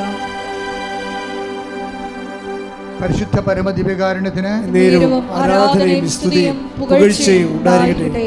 ഏറ്റു പ്രാർത്ഥിക്കുക. കർത്താവായ ദൈവമേ, കർത്താവായ ദൈവമേ, അന്ധന് കാഴ്ച നൽകിയവനെ, അന്ധന് കാഴ്ച നൽകിയവനെ, ചെകിടന് കേൾവി നൽകിയവനെ, ചെകിടന് കേൾവി നൽകിയവനെ, ഊമന് സംഭാഷണം നൽകിയവനെ, ഊമന് സംഭാഷണ ശക്തി നൽകിയവനെ, മഹോരോഗ്യം സുഖപ്പെടുത്തിയവനെ, മഹോദരോഗിയെ സുഖപ്പെടുത്തിയവനെ, തടവാരോഗ്യം സുഖപ്പെടുത്തിയവനെ, തളർവാദരോഗിയെ സുഖപ്പെടുത്തിയവനെ, മരിച്ചവനെ ഉയർപ്പിച്ചവനെ, മരിച്ചവനെ ഉയർപ്പിച്ചവനെ, നിന്റെ തിരുനാമത്തിന് സ്തോത്രം ചെയ്യുന്നു. കർത്താവേ, നിന്റെ തിരുമുറിവാർന്ന വലതുകരം, അനുഗ്രഹത്തിന്റെ വലതുകരം ആണിപ്പെടുതാർന്ന അത്ഭുതകരം, നിന്റെ തിരുമുറുവാർന്ന വലതുകരം, അനുഗ്രഹത്തിന്റെ അത്ഭുതകരം, ആണിപ്പെടുതാർന്ന അഭിഷേകരം എന്റെ ശിരസിൽ വെക്കണമേ, എന്റെ ശിരസിൽ വെക്കണമേ. അടിപ്പിണർ പോലെ, വൈകാക്കാലം പോലെ ദൈവികമായ ശക്തി, ദൈവികമായ ശക്തി ഉച്ചി മുതല് ഉള്ളംകാൽ വരെ പ്രസരിക്കട്ടെ. അത്ഭുത ശക്തി, ദൈവിക ശക്തി ഉച്ചി മുതല് ഉള്ളംകാൽ വരെ പ്രസരിക്കട്ടെ. ഓൺലൈനിൽ പ്രാർത്ഥിക്കുന്നവരെല്ലാം, ഓൺലൈനിൽ പ്രാർത്ഥിക്കുന്നവരെല്ലാം കർത്താവിന്റെ കൃപ നിറയട്ടെ, കർത്താവിന്റെ കൃപ നിറയട്ടെ. ശരീരത്തിന് മുഴകള്, ശരീരത്തിലെ സിസ്റ്റുകള് യേശുവിന്റെ നാമത്തിൽ, യേശുവിന്റെ നാമത്തിൽ ഇപ്പോഴും അപ്രത്യക്ഷമാകട്ടെ. ക്യാൻസർ രോഗികള്, കരൾ രോഗികള്, കരൾ രോഗികള്, തൈറോയ്ഡ് രോഗികള്, ട്രാൻസ്ലേറ്റ് രോഗികള്, വെന്റിലേറ്റർ രോഗികള് യേശു ക്രിസ്തുവിന്റെ ഉന്നതമായ നാമത്തിൽ സഭയുടെ അധികാരത്തിൽ അടയാളത്തിൽ ദൈവിക ശക്തിയാൽ വിട്ടുമാറട്ടെ, വിട്ടുമാറട്ടെ, വിട്ടുമാറട്ടെ. ഹല്ലേലൂയ, ഹല്ലേലൂയ, ഹല്ലേലൂയ. യേശുവേ നന്ദി, ഹല്ലേലൂയ, ഹല്ലേലൂയ, ഹല്ലേലൂയ, ഹല്ലേലൂയ, ഹല്ലേലൂയ. യേശുവേ ആരാധന, ആരാധന, ആരാധന.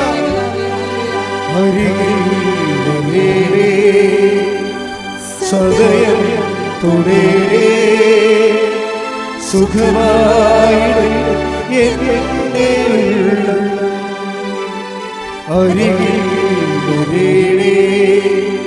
സദയം തുടരേ സുഖമായി എന്റെ ഉള്ളം. പ്രാർത്ഥി. കർത്താവായ ദൈവമേ, കർത്താവായ ദൈവമേ, അങ്ങയുടെ തിരുമുറുവാർന്ന വലതുകരം, ആണിപ്പെടുതാർന്ന അത്ഭുതകരം, ഈ നിമിഷം അങ്ങയുടെ മക്കളുടെ ശിരസിൽ വെക്കണമേ, ശിരസിൽ വെക്കണമേ. അടിപ്പിടർ പോലെ, ആഘാതം പോലെ ശരീരത്തിന്റെ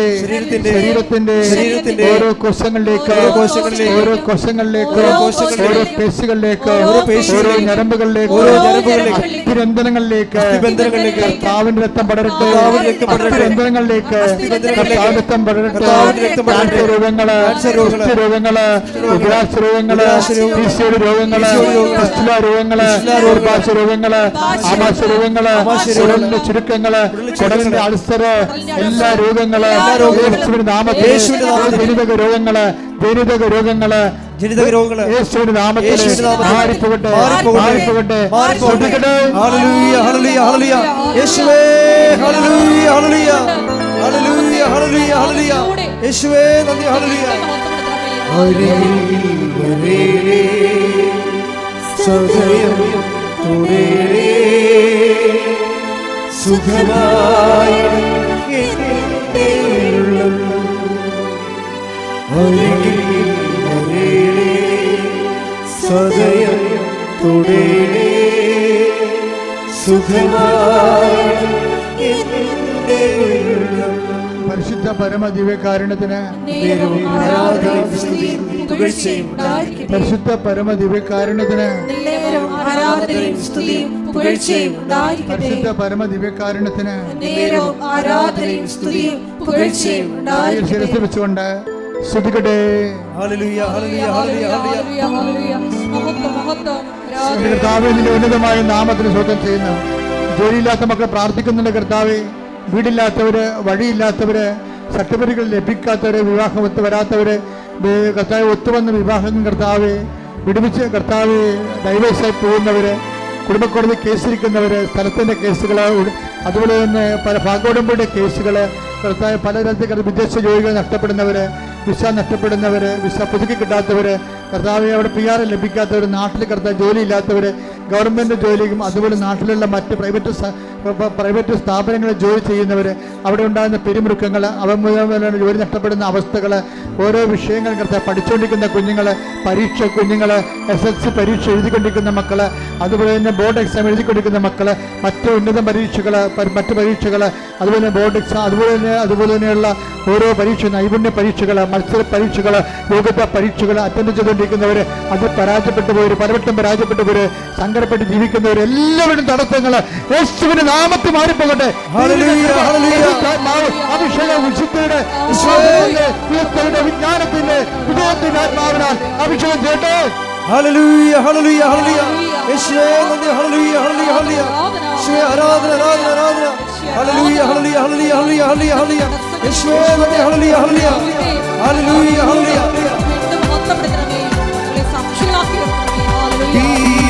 ജ്വാലയാ റൂഹായേ വരേണമേ. ജ്വാലയാ റൂഹായേ വരേണമേ. ആത്മാവിൽ നിറയണമേ. അഭിഷേകം ചെയ്യണമേ. ആത്മാവിൽ നിറയണമേ. അഭിഷേകം ചെയ്യണമേ. റൂഹായേ വരേണമേ. അഭിഷേകം ചെയ്യണമേ. റൂഹായേ വരേണമേ. അഭിഷേകം ചെയ്യണമേ. എല്ലാവരും മുട്ടാൻ നിൽക്കുക.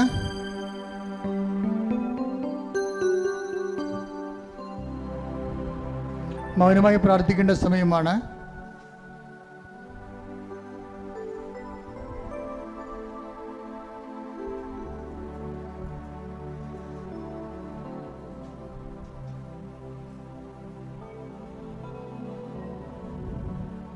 സമാപന ആശീർവാദത്തിന് സമയമാണ്. ഒരിക്കൽ കൂടി മരിയൻ ഉടമ്പടിയിൽ സമർപ്പിച്ചിരിക്കുന്ന എല്ലാ വിഷയങ്ങളും ദൈവമാതാവിൻ്റെ മധ്യസ്ഥയിൽ ദിവ്യകാരുണ്യ സന്നിധിയിൽ സമർപ്പിച്ച് നമുക്കൊരു നിമിഷം മൗനമായിട്ട് പ്രാർത്ഥിക്കാം. കൊളോസസ് 3:10 തിരുവചനം അനുസരിച്ചുകൊണ്ട് പഴയ മനുഷ്യനെ അവൻ്റെ ചെയ്തികളോടുകൂടെ നിഷ്കാസനം ചെയ്ത് സൃഷ്ടാവിൻ്റെ പ്രതിച്ഛായയ്ക്കൊത്തവിധം നവീകരിക്കപ്പെട്ട പുതിയ മനുഷ്യനെ ധരിക്കുവാൻ ഈശോയെ ഈ ആരാധനയിലൂടെ ഞങ്ങൾക്ക് കൃപ നൽകണമേ എന്ന് ഒരു നിമിഷം പ്രാർത്ഥിക്കാം. യാക്കോബ് ശ്ലീഹായുടെ ലേഖനത്തിലൂടെ ഞങ്ങൾ ശ്രവിക്കുകയായിരുന്നു പിതാവായ ദൈവത്തിൻ്റെ മുമ്പിൽ നിഷ്കളങ്കമായ ഭക്തി എന്താണെന്ന്. ഒന്നാമതായി ഞങ്ങൾ ശ്രവിക്കുകയുണ്ടായി അനാഥരെയും വിധവകളുടെയും ഞെരുക്കങ്ങളിൽ അവരെ സഹായിക്കുക. രണ്ടാമതായി ലോകത്തിൻ്റെ കളങ്കമേൽക്കാതെ ജീവിക്കുക എന്നത്.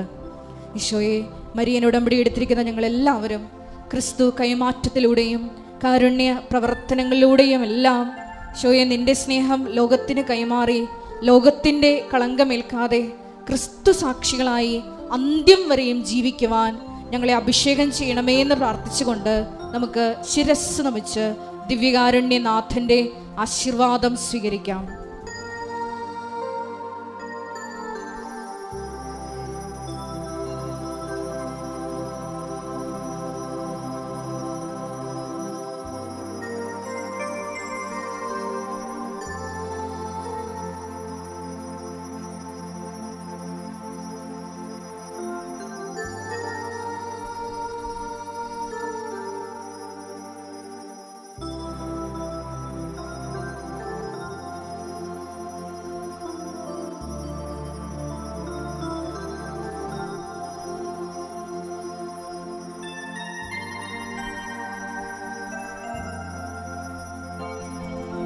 പരിശുദ്ധ പരമ ദിവ്യകാരുണ്യമേ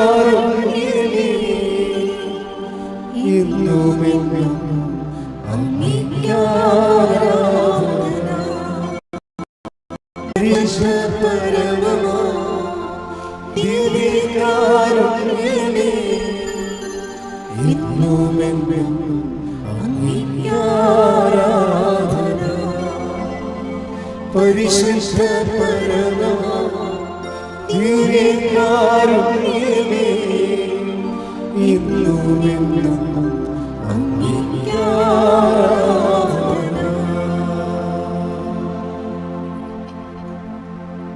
ആവേ ആവേ ആവേ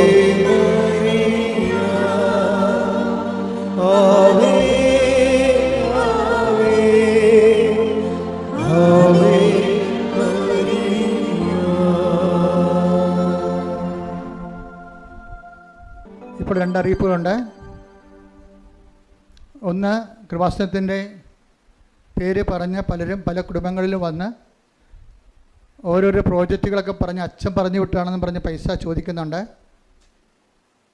അതെല്ലാം കള്ളത്തരമാണ്. അങ്ങനെ ഒരു സംഭവമില്ല. ഉണ്ടെങ്കിൽ ഞാൻ ഈ മേക്ക് വെച്ച് ഞാൻ ഇവിടുന്ന് അനൗൺസ് ചെയ്യും. മാറി ആരെയും ഇതുപോലെയുള്ള പൈസ വാങ്ങിക്കാനോ ഒരാളെ മാത്രം അത് മാനേജറോ അല്ലെങ്കിൽ സെക്രട്ടറിയോ ആണ്. അവർക്കുടനെ നിങ്ങൾ ആ കൊടുക്കുമ്പോൾ തന്നെ അവർ ചീട്ട് തരും. വാസ്തവത്തിൽ വേറെ ആരുടെ കയ്യിൽ നിങ്ങൾ പൈസ അച്ഛന് കൊടുത്തേക്കാന്ന് പറഞ്ഞ് കൊടുത്തു വിട്ടേക്കരുത്. അങ്ങനെ അച്ഛൻ പൈസ സ്വീകരിക്കത്തുമില്ല. നിങ്ങൾ കൊടുക്കാനുള്ള ഓഫീസിൽ അങ്ങനെ കൊടുക്കണമെന്നുണ്ടെങ്കിൽ അത് ഓഫീസിൽ കൊടുത്ത് രസീത് വാങ്ങിക്കണം. അല്ല ആരുടെയും നിങ്ങളുടെ ക്രിയ പോക്കാൻ വേണ്ടി ഓരോരുത്തരെ കെട്ടി ഏൽപ്പിച്ച് അവനതുകൊണ്ട് പുട്ടടിക്കുകയും ചെയ്യും. ആരാണെന്ന് നമുക്കറിയാൻ പാടില്ല. കാരണം നമുക്കിവിടെ പ്രത്യേക പ്രദേശത്തിന് പ്രത്യേക ടാഗൊന്നും കൊടുത്തിട്ടില്ല.